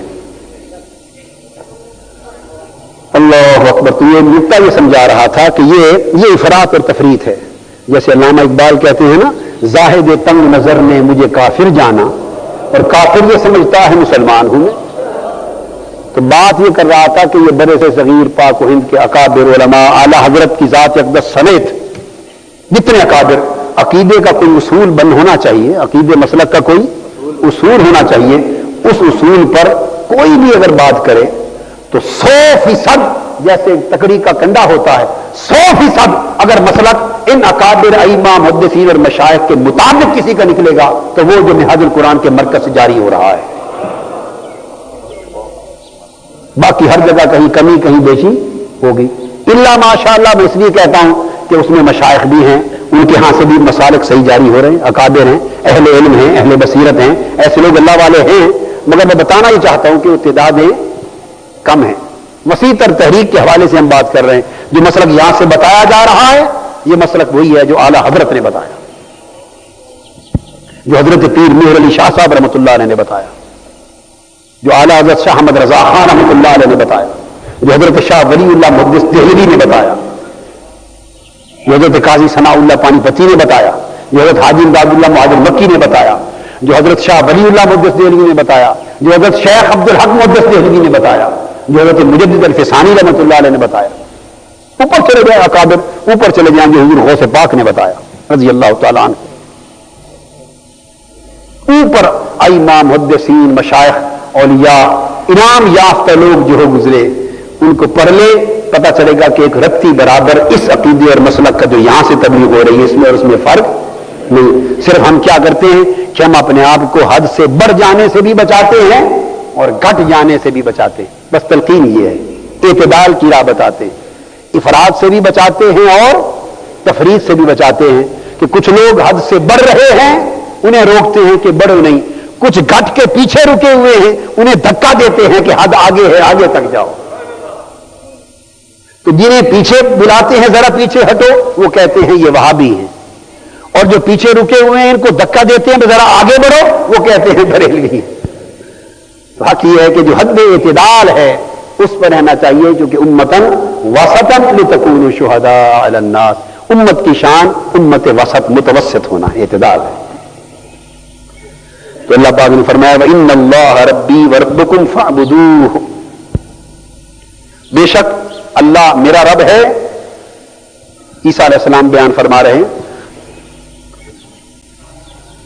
اور اسلام کی بھی تعلیم ہے، حضور علیہ السلام کا فرمان بھی ہے، بے شک اللہ میرا رب ہے اور تمہارا رب بھی وہی ہے، فَاعْبُدُوهُ، اس کی عبادت کیا کرو، اس کی عبادت کیا کرو۔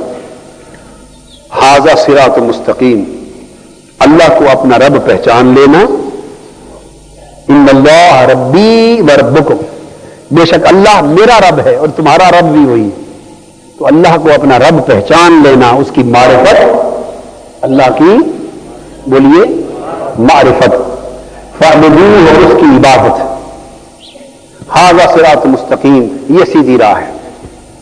بڑی خاص بات ذہن میں رکھیں، یہ بڑی سیدھی راہ یہی ہے۔ حضور صلی اللہ علیہ وسلم فرما رہے ہیں ان اللہ ربی، اللہ میرا رب ہے.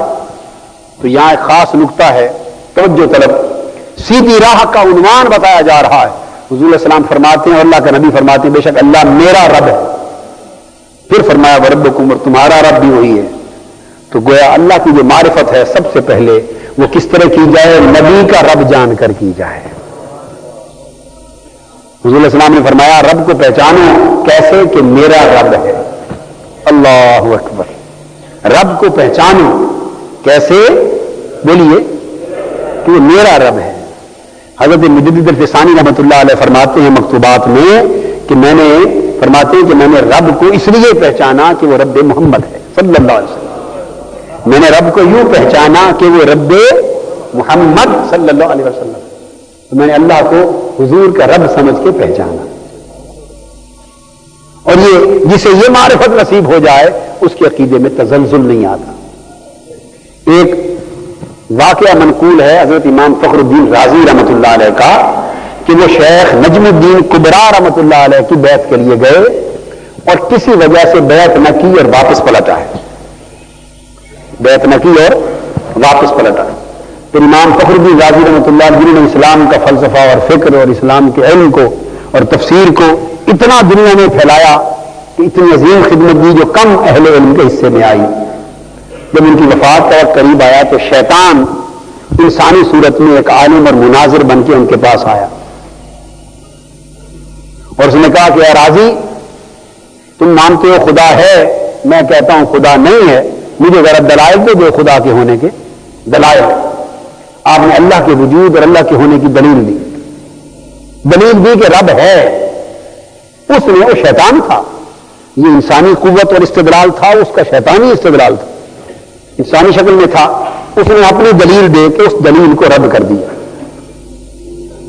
دلیل کی قوت کا مقابلہ دلیل کی قوت سے ہوتا ہے نا.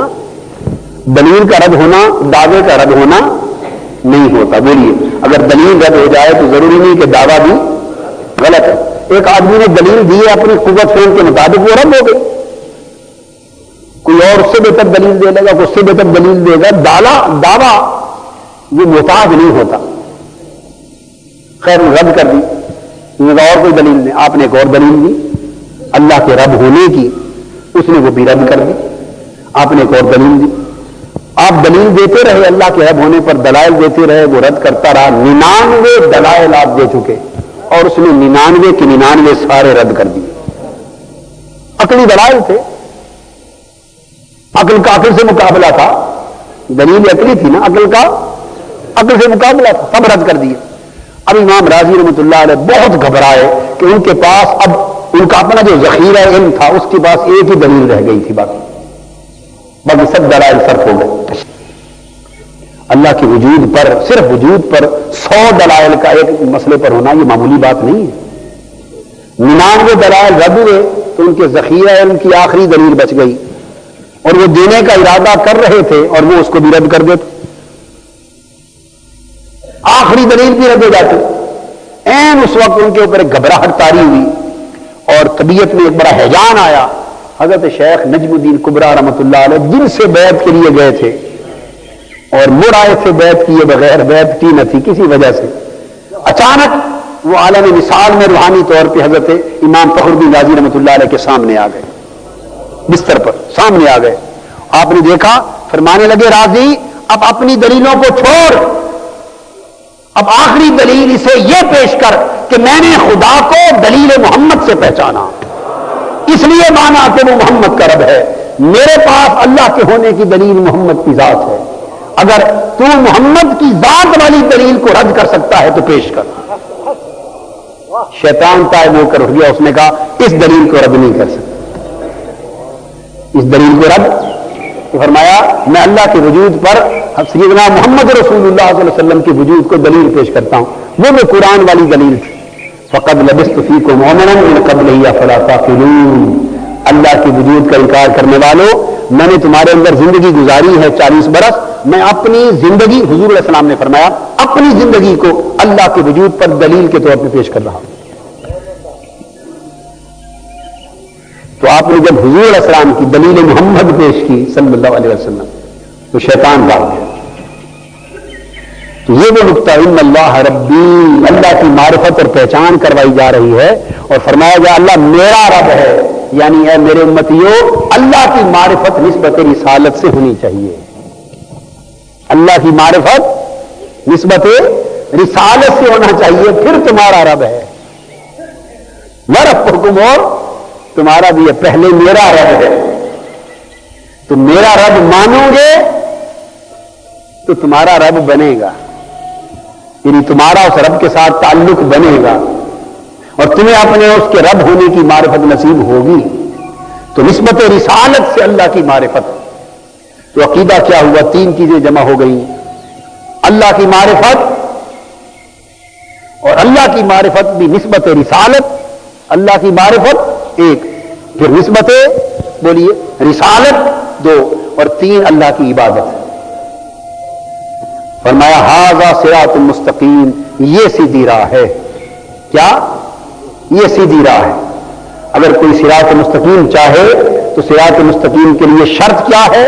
کہ اللہ کی معرفت حاصل کرے، اور اللہ کی معرفت کی شرط یہ ہے کہ معرفت کسی اور ذریعے سے نہیں، ذریعہ مصطفیٰ سے، نسبت رسالت سے، واسطہ نبوت سے۔ تو اللہ کی وہ معرفت ہی مقبول ہوگی جو واسطہ نبوت سے ہوگی، جو نسبت رسالت سے اللہ کی معرفت نصیب ہوگی وہ توحید بن جائے گی، اور پھر اس اللہ کی معرفت کے ساتھ اللہ کی عبادت کی جائے۔ اس پر آگے ارشاد ہوا فاختلف الاحزاب من بینہم فویل للذین کفروا من مشہد یوم عظیم، پس ان اہل کتاب کی جماعتوں میں حضرت عیسیٰ علیہ السلام کے متعلق باہم اختلاف ہوا، ان لوگوں نے جماعتوں نے آپس میں اختلاف کیے، اور نتیجتاً فرمایا تباہی اور بربادی ہے ان کافروں کے لیے جو قیامت کے دن، بڑا دن جو قیامت کا دن آنے والا ہے اور اس میں اللہ کے سامنے حاضر ہونا پڑے گا، اس دن ان کافروں کے لیے بڑی خرابی، تباہی اور بربادی ہوگی۔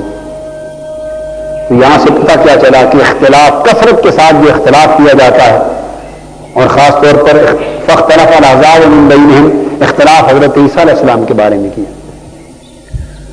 معلوم یہ ہوا کہ امت میں اگر اپنے نبی کے بارے میں کثرت سے اختلاف ہو جائے تو کثرت کا اختلاف امت کو کفر کی طرف لے جاتا ہے۔ فویل للذین کفروا، اسی کثرت کے اختلاف نے انہیں کفر کی وادی تک جا پہنچایا، اور ہم بدقسمتی سے سب سے زیادہ اختلاف اس امت میں حضور علیہ السلام کی شان اقدس پر کر رہے ہیں۔ حضور علیہ السلام کی ذات اقدس کے اور آپ کی عظمت مبارکہ کے ایک ایک پہلو پر اختلاف، بات بات پر اختلاف، ذات پر اختلاف، نور بشر پر اختلاف، علم پر اختلاف، تصرف پر اختلاف، شفاعت پر اختلاف، حیات پر اختلاف، معراج پر اختلاف، سننے پر اختلاف، درود و سلام پر اختلاف۔ ارے کوئی ایک پہلو بھی حضور علیہ السلام کی ذات پاک کا ایسا چھوڑا جس پر اختلاف نہیں کیا امت نے؟ اس امت نے عیسیٰ علیہ السلام کے بارے میں کثرت سے اختلاف کیا، کفر تک جا پہنچے، اور ہم حضور علیہ السلام کی ذات پاک جو سید الانبیاء اور نبی الانبیاء ہے، نبیوں کے نبی آقا، ان کے بارے میں کثرت سے اختلاف کرتے ہیں، اور ہم کثرت سے اختلاف حضور علیہ السلام کی شان پاک پر کرنا ایمان سے محرومی اور کفر کا باعث بنتا ہے۔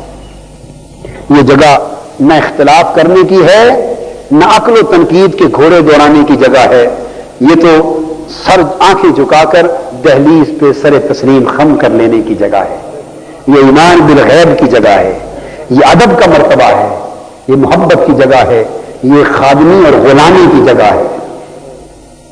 ادب گاہے زیر آسماں از عرش نازک تر، نفس گم کردنی آید جنید و بایزیدی جہاں۔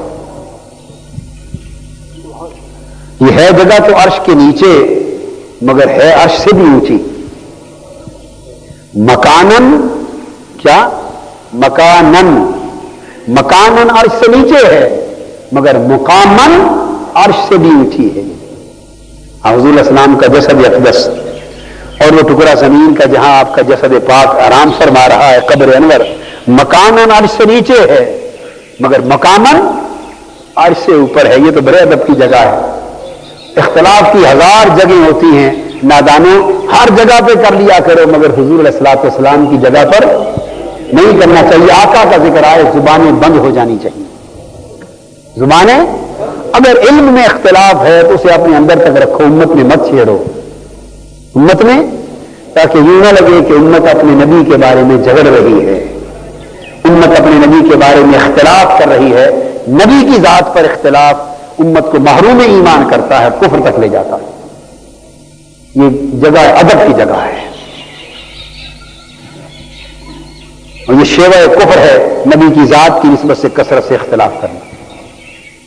فرمایا اسمع بہم وابصر یوم یاتوننا لکن الظالمین اليوم فی ضلال مبین، جس دن وہ لوگ اختلاف کرنے والے اور کفر کرنے والے ہمارے روبرو حاضر ہوں گے قیامت کے دن، اور کس طرح کان کھول کر سنتے ہوں گے، آنکھیں پھاڑ پھاڑ کر دیکھتے ہوں گے، مگر قیامت کے دن کا دیکھنا سننا انہیں کوئی فائدہ نہیں پہنچائے گا، اور اس دن وہ کھلی گمراہی میں ہوں گے، وہ کھلی گمراہی میں۔ لہذا قیامت کے دن آج جن حقیقتوں کو ہم نظر انداز کر رہے ہیں، قیامت کے دن وہ روز روشن کی طرح عیاں ہوں گی۔ ہمارے نامہ اعمال جو آج دکھائی نہیں دیتے اور ہم بے فکر ہیں، گناہوں پہ گناہ کیے جا رہے ہیں، غفلتوں پہ غفلت ہے، فسق و فجور ہے،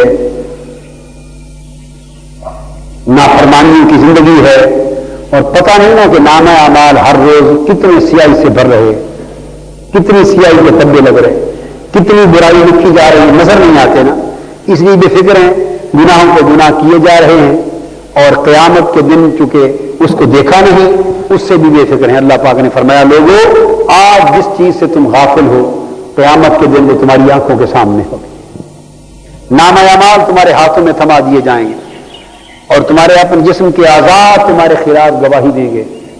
اس دن تم سب کچھ دیکھ لو گے، سب کچھ سن لو گے، پھر تمہیں پچھتاوا کھائے گا، افسوس ہوگا، کف تاسف ملو گے، دکھ ہوگا، اور حسرت و یاس بڑی نگاہوں سے اللہ کو دیکھ کر عرض کرو گے مولا آج ہم سمجھ گئے، اب ایک بار پھر ہمیں دنیا میں جانے کا موقع دے، ہم پچھلی ساری غلطیوں کا ازالہ کر دیں گے اور نیکی کی زندگی بسر کریں گے۔ اس وقت حکم ہوگا نہیں، مہلت ختم ہو چکی، اب مہلت دوبارہ نہیں دی جائے گی۔ اللہ پاک نے فرمایا اس دن سب کچھ دیکھ لو گے، جان لو گے، مگر اس دن کا دیکھنا جاننا اور اس دن کا پچھتانا کسی کے کام نہیں آئے گا۔ آج دن ہے، غفلت کی نیند سے آنکھیں کھول لو اور اپنے اعمال اور احوال کو درست کر لو۔ وانذرہم یوم الحسرہ، اے رسول صلی اللہ علیہ وسلم آپ نے اس حسرت کے دن سے ڈرائیے۔ قیامت کے دن کو یوم الحسرت کہا ہے، ہائے ہائے ہائے یوم الحسرت، یہ ہم گناہگاروں کو بتایا جا رہا ہے، اس کا نام ہی یوم الحسرت رکھ دیا۔ کیوں؟ فرمایا کہ آج جو غفلت میں ہیں وہ قیامت کے دن حسرت میں ہوں گے۔ آج جو بولیے نا، اونچا بولیے، آج جو غفلت میں ہیں وہ قیامت کے دن حسرت میں ہوں گے۔ یہ کچھ خاص چیزیں ہوتی ہیں، انہیں لکھ لیا کریں، یہ زندگی پر یاد رکھنے والی ہیں، تاکہ ان چیزوں کو یاد رکھ کے آپ اپنے دامن کو جھنجھوڑ سکیں، گریبانوں میں جان سکیں۔ آج ہم غفلت میں ہیں، اور جو لوگ آج غفلت میں ہیں قرآن بتا رہا ہے وہ قیامت کے دن حسرت میں ہوں گے۔ اس لیے قیامت کے دن کا نام ہی یوم الحسرت رکھ دیا کہ بہت سے لوگ حسرت میں ہوں گے، وہ سارے لوگ جنہوں نے دنیا غفلت میں گزار دی، اور ان کی تعداد لاکھوں کروڑوں اربوں خربوں میں ہے، وہ سارے لوگ جنہوں نے دنیا کی زندگی غفلت میں گزار دی وہ سب کے سب قیامت کے دن حسرت میں ہوں گے۔ تو کثرت کے ساتھ لوگوں کو حسرت میں کھڑا دیکھ کر اس دن کا نام رکھ دیا گیا کہ میں میرے حبیب صلی اللہ علیہ وسلم قیامت کا دن ان کا یوم حسرت ہے، انہیں یوم حسرت سے ڈرائیے۔ اذ قضی الامر، جب ہر شے کا اٹل فیصلہ کر دیا جائے گا، دوبارہ مہلت نہیں دی جائے گی، اصلاح احوال کا کوئی موقع نہیں دیا جائے گا، پلٹ کر زندگی میں آنے اور پھر سے نیک اعمال کرنے کی فرصت نہیں دی جائے گی۔ جو ہو چکا تو ہو چکا، نامہ اعمال آنکھوں کے سامنے ہوگا، اور نامہ اعمال کی روشنی میں جو کچھ کر کے آئے ہوں گے اس دن اذ قضی الامر اٹل فیصلہ سنا دیا جائے گا. وہم فی غفلۃ، اور میرے حبیب ان کو بتا دو کہ وہ اٹل فیصلے کا دن آنے والا ہے. ہم تمہیں بتا رہے ہیں مگر لوگ یہ سن کر بھی غفلت میں ہیں. وہم فی غفلۃ، سب کچھ سن کر سب کچھ جان کر، اور ہر روز اپنے ہاتھوں سے ہر مرتے ہوئے شخص کو ہماری آنکھیں دیکھ رہی ہیں. ہر روز اسے کفن پہنا کر اس کے اعزاء اقارب، بچے، اولاد، بیٹے، جوان، بھائی، رشتہ دار، پڑوسی، اہل محلہ ہر روز اٹھا کر اسے قبر کے اندر دفن کر کے جنازہ پڑھ کے واپس آ رہے ہیں. اور ہر ایک شخص آنکھوں سے دیکھ رہا ہے کہ کل تک یہ ہماری مجلس میں بیٹھا تھا، ہمارے ساتھ ہنستا کھیلتا تھا، اس بزم کائنات کی رونق سے لطف اندوز ہوتا تھا، ہمارے ساتھ محو غفلت تھا یا محو مشقت اور ریاضت تھا، یہ ہمارا ساتھی تھا، زندگی کے کئی سال ہمارے ساتھ بسر کیے، بس بیٹھے بیٹھے ہمارے دیکھتے دیکھتے ہم بیٹھے رہ گئے، یہ کوچ کر گیا. یہ منظر ہر روز ہماری نگاہیں دیکھ رہی ہیں. لوگ کوچ کر رہے ہیں، ہم کوچ ہوتے تو دیکھ رہے ہیں مگر اپنا کوچ ہونا پھر بھی یاد نہیں آ رہا. وہم فی غفلۃ، ہم خواب غفلت میں سو گئے، خواب غفلت میں سو گئے. یوم حسرت ہمیں یاد نہ رہا، اللہ کے حضور پیش ہونا یاد نہ رہا، نامہ اعمال کا کھولا جانا یاد نہ رہا، اور اس دن ہمارے ساتھ کیا ہونے والا ہے وہ منظر یاد نہ رہا. اللہ پاک اس منظر کو بار بار بیان فرما رہے ہیں، کھول کر آنکھوں کے سامنے رکھ رہے ہیں اور ساتھ فرما رہے ہیں میرے حبیب یہ لوگ سب کچھ سن کر وہم فی غفلت، پھر بھی غفلت میں، وہم لا یؤمنون، اور ایمان نہیں لا رہے، دل سے نہیں مان رہے کہ قیامت کا دن آنے والا ہے. ایمان سے کہیے کیا ہم غفلت میں نہیں؟ جی ہم غفلت میں ہیں، اور غفلت کا نتیجہ حسرت ہے. غفلت کا نتیجہ، یہ بھی لکھ لیں، غفلت کا نتیجہ حسرت ہے. ہم غفلت میں ہیں، یہ پورا جملہ لکھیں، اس کو لوگوں کو بتائیں بھی، لکھیں، تلقین کریں. ہم غفلت میں ہیں اور غفلت کا نتیجہ حسرت ہے، اور قیامت یوم حسرت ہے. قیامت یوم حسرت ہے. لوگوں حسرت کے دن سے ڈرو، لوگوں حسرت کے دن سے ڈرو اور غفلت سے نکل آؤ. اس حسرت کے دن سے ڈرو اور غفلت سے نکل آؤ. اللہ پاک نے فرمایا انا نحن نارث الارض ومن علیہا والینا یرجعون. اور یہ جو تم دنیا اور زمین اور مال و دولت اور دنیا کے مال و اسباب کی کمانے میں لگے ہوئے ہو اور فرصت ہی نہیں رہی، تم نے سب کچھ اسی زمین اور دنیا کو سمجھ لیا ہے.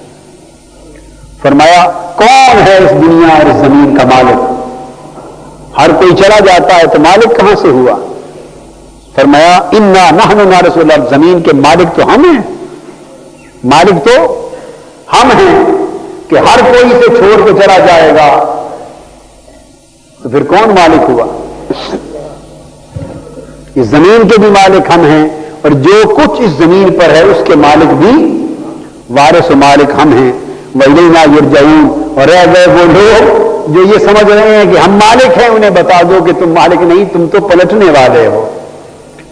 ہائے ہائے، تم تو پلٹنے والے ہو، یعنی سب کو چھوڑ کر چلے جانے والے ہو. تو مالک کون ہوتا ہے؟ چھوڑ کر چلے جانے والے کو مالک کہتے ہیں.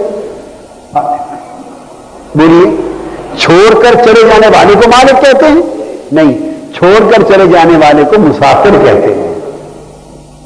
ہم مسافر ہیں، اللہ مالک ہے.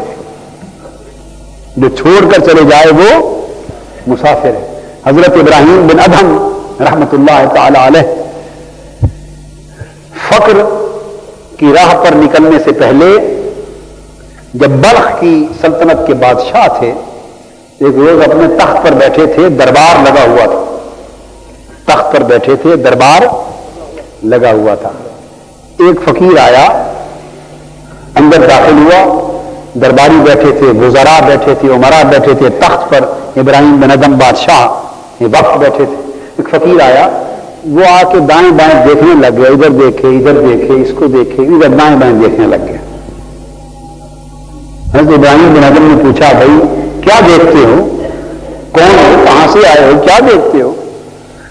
اس نے کہا میں مسافر ہوں اور میں سرائے میں آیا ہوں, میں نے رات قیام کرنا ہے تو میں جگہ دیکھ رہا ہوں کہ اگر رات بھر قیام کرنے کے لیے جگہ اس سرائے میں ہے, اس سرائے میں ہے.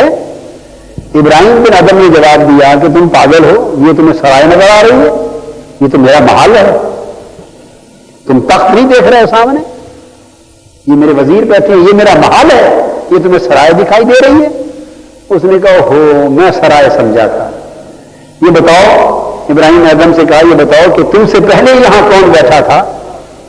اس نے کہا میرا باپ تھا. اس نے کہا وہ کہاں؟ اس نے کہا وہ فوت ہو گیا.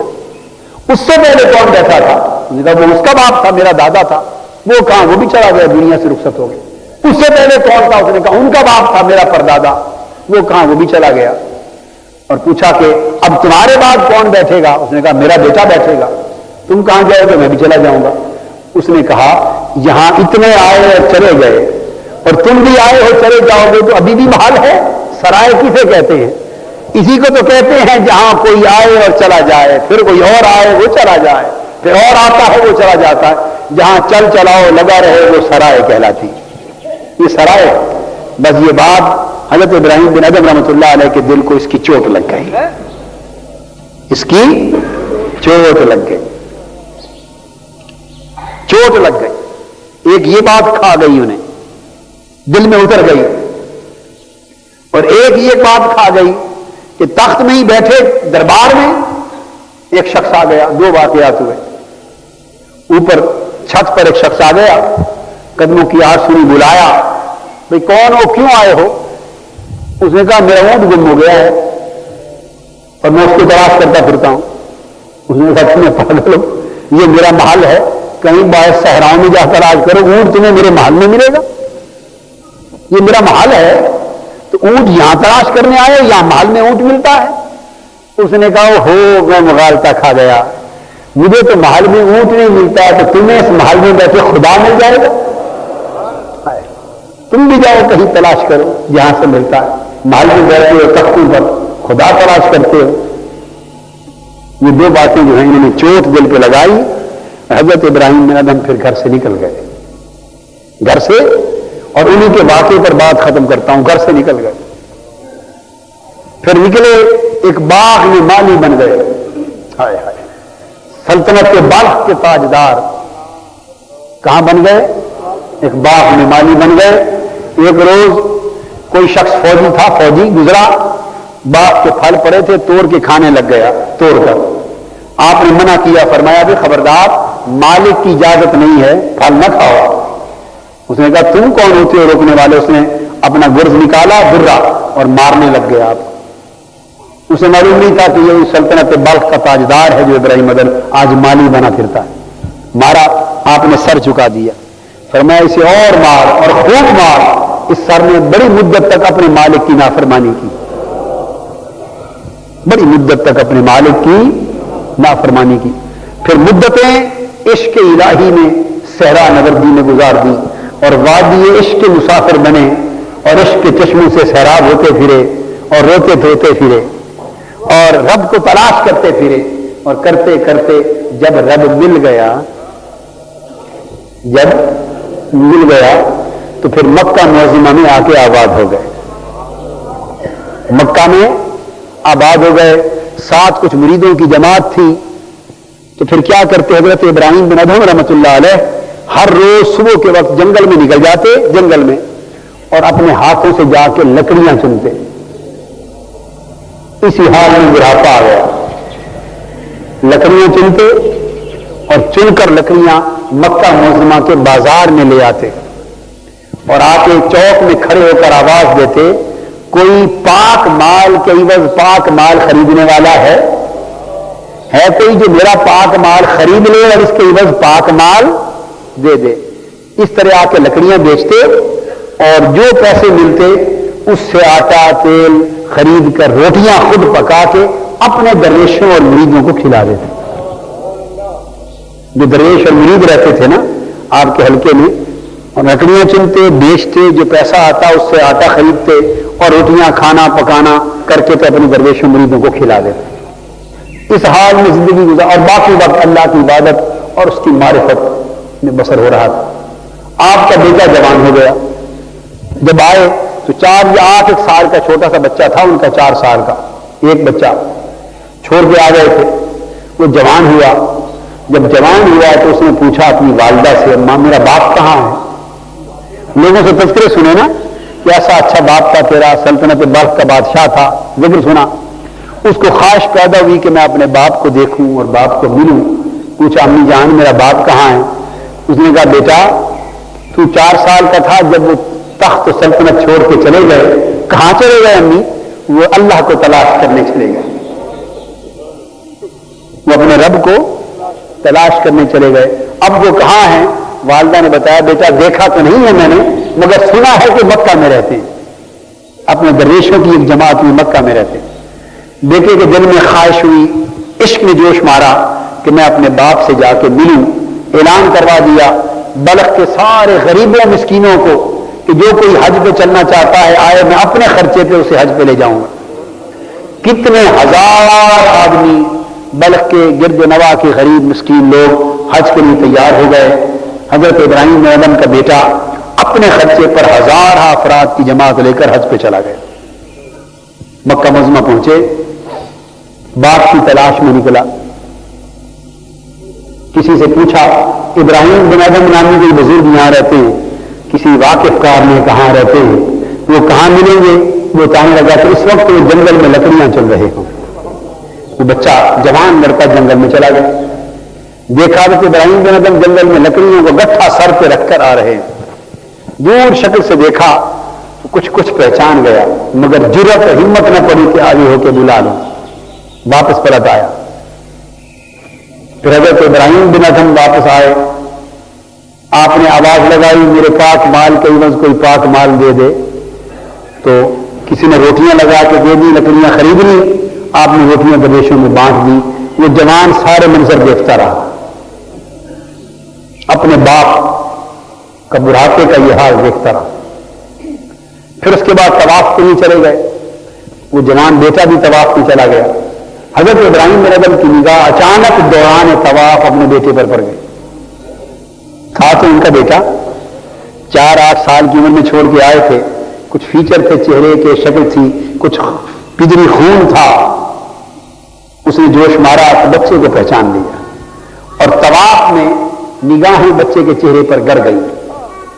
نوجوان معصوم خوبصورت بچہ تھا، اس کے چہرے پر گر گئی اور طواف بھی کرتے رہے اور اس کو دیکھتے بھی رہے. مرید اور درویش ساتھ تھے. جب واپس اپنے خیمے میں آ گئے تو درویشوں نے پوچھا حضرت آپ تو ہمیشہ ہمیں تلقین فرماتے تھے کہ عورتوں اور بیریش بچوں کی طرف آنکھ بھر کے نہ دیکھا کرو.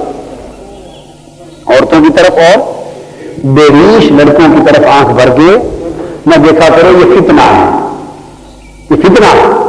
ہمیں تلقین کرتے تھے اور جس بات سے آپ ہمیں منع کرتے آج آپ خود طواف کے دوران اس میں مبتلا ہو گئے. یہ ایک بیریش بچہ تھا، نوجوان سا خوبصورت بچہ تھا. آپ طواف کے دوران اسی کو دیکھتے رہے، تکتے رہے، نگاہیں آپ کی اس کے چہرے پر گڑی نہیں. یہ کیا ماجرا تھا؟ اس وقت وہ بول پڑے لوگوں تمہیں پتا ہے کہ جب میں بلخ کی سلطنت چھوڑ کے آیا تھا تو میرا ایک بیٹا تھا، اس کی 4 سال عمر تھی. انہوں نے بتایا ہاں پتا ہے. فرمایا مجھے اس بچے کا چہرہ دیکھ کر خیال آیا کہ یہ میرا وہی بیٹا ہے جسے تنہا چھوڑ کے آیا تھا. یہ جوان ہو گیا ہے. میرے دل نے یقین کی کیفیت پیدا کر لی ہے اور میری جو پدری نگاہیں ہیں اور پدری شفقت کے جذبات ہیں وہ گڑ گئے اس کے چہرے پر. میں بیٹے کو تکنے سے رہ نہ سکا. تم جا کے تسلی کرو کہ کیا وہ وہی ہے، تسلی کرو. آپ کے مرید گئے، دریافت کیا تو پتا چلا وہ ریشمی خیموں کے نیچے، تو سلطنت بلخ کا مالک تھا، شہنشاہ تھا. ریشمی خیموں کے نیچے 1000 لوگوں کی جماعت کے ساتھ بیٹھا قرآن مجید کی تلاوت کر رہا ہے کرسی میز پر. وہ جوان بیٹا تلاوت کر رہا. وہ پاس گئے، انہوں نے پوچھا جوان سے کہاں سے آئے ہو؟ اس نے کہا میں بلخ سے آیا ہوں. کس کے بیٹے ہو؟ اس نے کہا ابراہیم بن ادم کا بیٹا ہوں. وہ کیا کرتے تھے؟ بتایا میں چھوٹا سا تھا جب وہ ہماری سلطنت بلخ کے تاجدار تھے، بادشاہ تھے. پھر وہ چھوڑ کے آتے ہیں چلے گئے. کدھر چلے گئے؟ سنا اللہ کی تلاش میں نکل گئے. پتا ہے وہ کہاں ہیں؟ میں نے سنا ہے کہ آج کل مکہ میں رہتے ہیں. تم نے دیکھا ہے؟ میں نے کہا دیکھا تو نہیں. کل جنگل میں نے ایک بوڑھے کو دیکھا ہے، لکڑہارے کو، لکڑیاں کاٹ کر گٹھا سر پہ لا رہا تھا. مجھے شکل سے لگا کہ یہی میرا باپ ہے. بوڑھا لکڑہارا تھا، میں نے سمجھا یہی میرا باپ ہے، مگر میں ان کے روب جلال کی وجہ سے بات نہیں کر سکا. آپ نے فرمایا ہاں وہی تمہارے باپ ہے ابراہیم بن ادہم، چلو تمہیں ملا لائیں. اس جوان بیٹے کو اس کی والدہ بھی ساتھ تھی، حضرت ابراہیم ادہم کی زوجہ. وہ بیٹا اور والدہ اٹھے اور حضرت ابراہیم ادہم کے پاس گئے. حضرت ابراہیم ادہم نے جب بیٹے کو آتے دیکھا کھڑے ہو گئے. ادھر شفقت پدری نے جوش مارا، ادھر جذبہ پسری محبت پسری نے جوش مارا، اور باپ اور بیٹا دونوں ایک دوسرے کے گلے لگ کے لپٹ کے زار و قطار رو پڑے، روتے رہے، زار و قطار روئے. رونے کے بعد بیٹھے، بات چیت ہوتی رہی. حضرت ابراہیم ادہم نے پوچھا بیٹے تمہارا دین کیا ہے؟ سوال کیا. فکر ایک ہی تھی، ایک ہی دم تھی، بیٹے دین کیا ہے؟ فکر مند تھے کہ میں تو چلا آیا، معلوم نہیں میرے بچے کو اسلام بھی نصیب ہوا. یہی تمہارا دین کیا ہے؟ بیٹے نے کہا میرا دین اسلام ہے. کہا الحمدللہ، اللہ تیرا شکر ہے. پوچھا بیٹے تم نے قرآن پڑھا ہے؟ بیٹے نے عرض کیا جی ہاں پڑھا ہے. قرآن کا علم بھی حاصل کیا ہے؟ ہاں علم بھی حاصل کیا ہے. باتیں کرتے رہے، اور پھر اس کے بعد جب تھوڑی دیر گفتگو کے بعد اجازت چاہی جانے کی، تو پھر کھڑے ہوئے، دل نے اجازت نہ دی، اٹھے اور پھر گلے سے لپٹ گئے اور پھر زار و قطار روئے. جب زار و قطار روئے تو اللہ پاک کی بارگاہ سے اب یہاں اللہ پاک نے حضرت ابراہیم بن ادہم کی اپنے عشق الہی کا امتحان لینا چاہا. ادھر محبت پدری ہے، محبت اور رشتہ پسری ہے، ادھر عشق الہی کا رشتہ ہے. اللہ پاک نے چاہا اب یہ وقت ہے اے ابراہیم بن ادہم، تو نے عمر بھر مجھے پکارا، میرے عشق کی بات کی ہے، آج گھڑی آئی ہے تیرے عشق کا امتحان لینا چاہتا ہوں. اللہ پاک نے پوچھا ابراہیم بن ادہم دعویٰ ہمارے عشق کا، دعویٰ ہمارے عشق کا، اور روتے بیٹے کے لیے ہے. ہائے ہائے ہائے،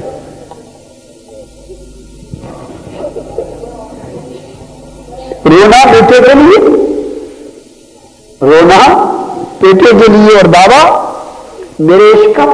بس یہ آواز الوہی نغمہ، عشق کا نغمہ جو کان میں آیا، حضرت ابراہیم بن ادہم کی چیخ نکلی، چیخ نکلی، اور چیخ کر کرنے لگے مولا یہ جو کچھ مجھ سے ہوا یہ میرے بس میں نہ تھا، اغثنی میرے اللہ میری مدد کر، اغثنی میرے اللہ میری مدد کر. بس یہ کلمہ جو زبان سے نکلا، جوان بیٹے کی روح اسی لمحہ قفس انصری سے پرواز کر گئی، بیٹا وفات پا گئے، جوان بیٹے کی وفات ہو گئی اغثنی کہنے پر. اس وقت آپ کے مریدوں نے پوچھا حضرت یہ ماجرا کیا ہوا؟ بیٹے کی وفات ہو گئی، آپ نے جب اغثنی کہا تھا تو اس کا مطلب کیا تھا؟ عرض فرمانے لگے کہ مجھے اللہ پاک نے فرمایا تھا ابراہیم عشق ہمارے عشق کا دعویٰ اور رونا بیٹے کے لیے. میں نے کہا تھا مولا میرا بیٹا ہے، میں اس کا باپ ہوں، اب یہ عشق اور یہ محبت کا جذبہ میرے بس میں نہ تھا، تو ہی میری مدد کر، تو ہی میری. میں نے تو اتنا کچھ ہی کہا تھا، اللہ پاک نے مدد یوں کر دی کہ بیٹے کے دنیا سے رخصت کر کے اپنے پاس بلا لیا. اب حکمت اللہ ہی جانتا ہے، حکمت اللہ ہی جانتا ہے. ممکن ہے یہ بات طے پا چکی ہو کہ اب میں اس محبت سے نجات نہیں پا سکوں گا، تو راستے دو ہی تھے، یہ مجھے اٹھا لیتا یا بیٹے کو اٹھا لیتا. مجھے اٹھاتا تو میرے عشق کا امتحان نہ ہوتا، میں تو مر جاتا، میں تو مر جاتا. میرے عشق کا امتحان کیسے ہوتا؟ اس نے میری آنکھوں کے سامنے وہ جو مدت کے بعد جوان بیٹا ملا تھا اسی کو میری آنکھوں کے سامنے اٹھایا اور میرے عشق کا امتحان لیا. ابراہیم دیکھتے ہیں اب تیرا حال کیا ہوتا. میں اس کی رضا پہ شاکر ہوں. یہ تو حضرت ابراہیم نے ردم کہا، اور یہی حال حضرت رابعہ بصری رضی اللہ تعالی عنہ کا. ایک روز بڑی شدت کا بخار آ گیا، حضرت رابعہ بصریہ رضی اللہ تعالی عنہ کو بڑی شدت کا بخار آ گیا، اور آپ سے آپ کے عقیدت مندوں نے پوچھا حضرت بی بی صاحبہ بڑی شدت کا بخار آیا، پہلے کبھی اتنا بخار نہیں آیا، کیا وجہ ہے؟ عرض کیا مجھے ایک گناہ پر سزا ملی، مجھے ایک گناہ پر سزا ملی۔ عرض کیا بی بی جی آپ سے کیا گناہ ہوا؟ حضرت بی بی رابعہ بصری سے کیا گناہ ہوا؟ فرمانے لگی گناہ یہ ہوا کہ ایک روز میں قرآن مجید کی تلاوت کر رہی تھی اور تلاوت قرآن کے دوران جنت کا ذکر آ گیا۔ ہائے ہائے، عاشقوں کا حال ہی کچھ اور ہوتا ہے، عاشقوں کے معاملات ہی کچھ اور ہوتے ہیں۔ فرماتی ہیں جنت کا ذکر آ گیا اور جنت کا ذکر قرآن میں پڑھ کر میرے دل میں جنت کی خواہش ہو گئی، جنت کی خواہش ہو گئی۔ دل نے کہا کاش یہ جنتیں مجھے نصیب ہو جائیں۔ دل میں آواز آئی اور خواہش ہوئی کہ کاش یہ جنت مجھے نصیب ہو جائے۔ بس اتنی خواہش دل میں آئی تھی، میرا اللہ مجھ سے ناراض ہو گیا، میرا اللہ مجھ سے ناراض ہو گیا اور تب سے ناراض اس نے مجھے کہا رابعہ دعویٰ ہمارے عشق کا اور طلب جنت کی، دعویٰ ہمارے عشق کا کرتی ہو اور طلب جنت کے ملنے کی کرتی ہو، تو جہاں عشق ہو ملاقات بھی اسی کی چاہیے، طلب بھی اسی کے ملنے کی کرنی چاہیے۔ مانگتی جنت ہو عشق میرے کا دعویٰ کرتی ہو۔ اس دن سے مولا ناراض ہوا اور اس کی ناراضگی کی وجہ سے میں بیمار ہو گئی، ناراضگی کی وجہ سے بیمار ہو گئی۔ عشق کے احوال جدا ہوتے ہیں، عشق کی کیفیات جدا ہوتی ہیں، عشق کے تقاضے جدا ہوتے ہیں۔ اللہ تبارک و تعالی ہمیں اس اپنے عشق کی چنگاری عطا فرمائے۔ وما علینا الا البلاغ۔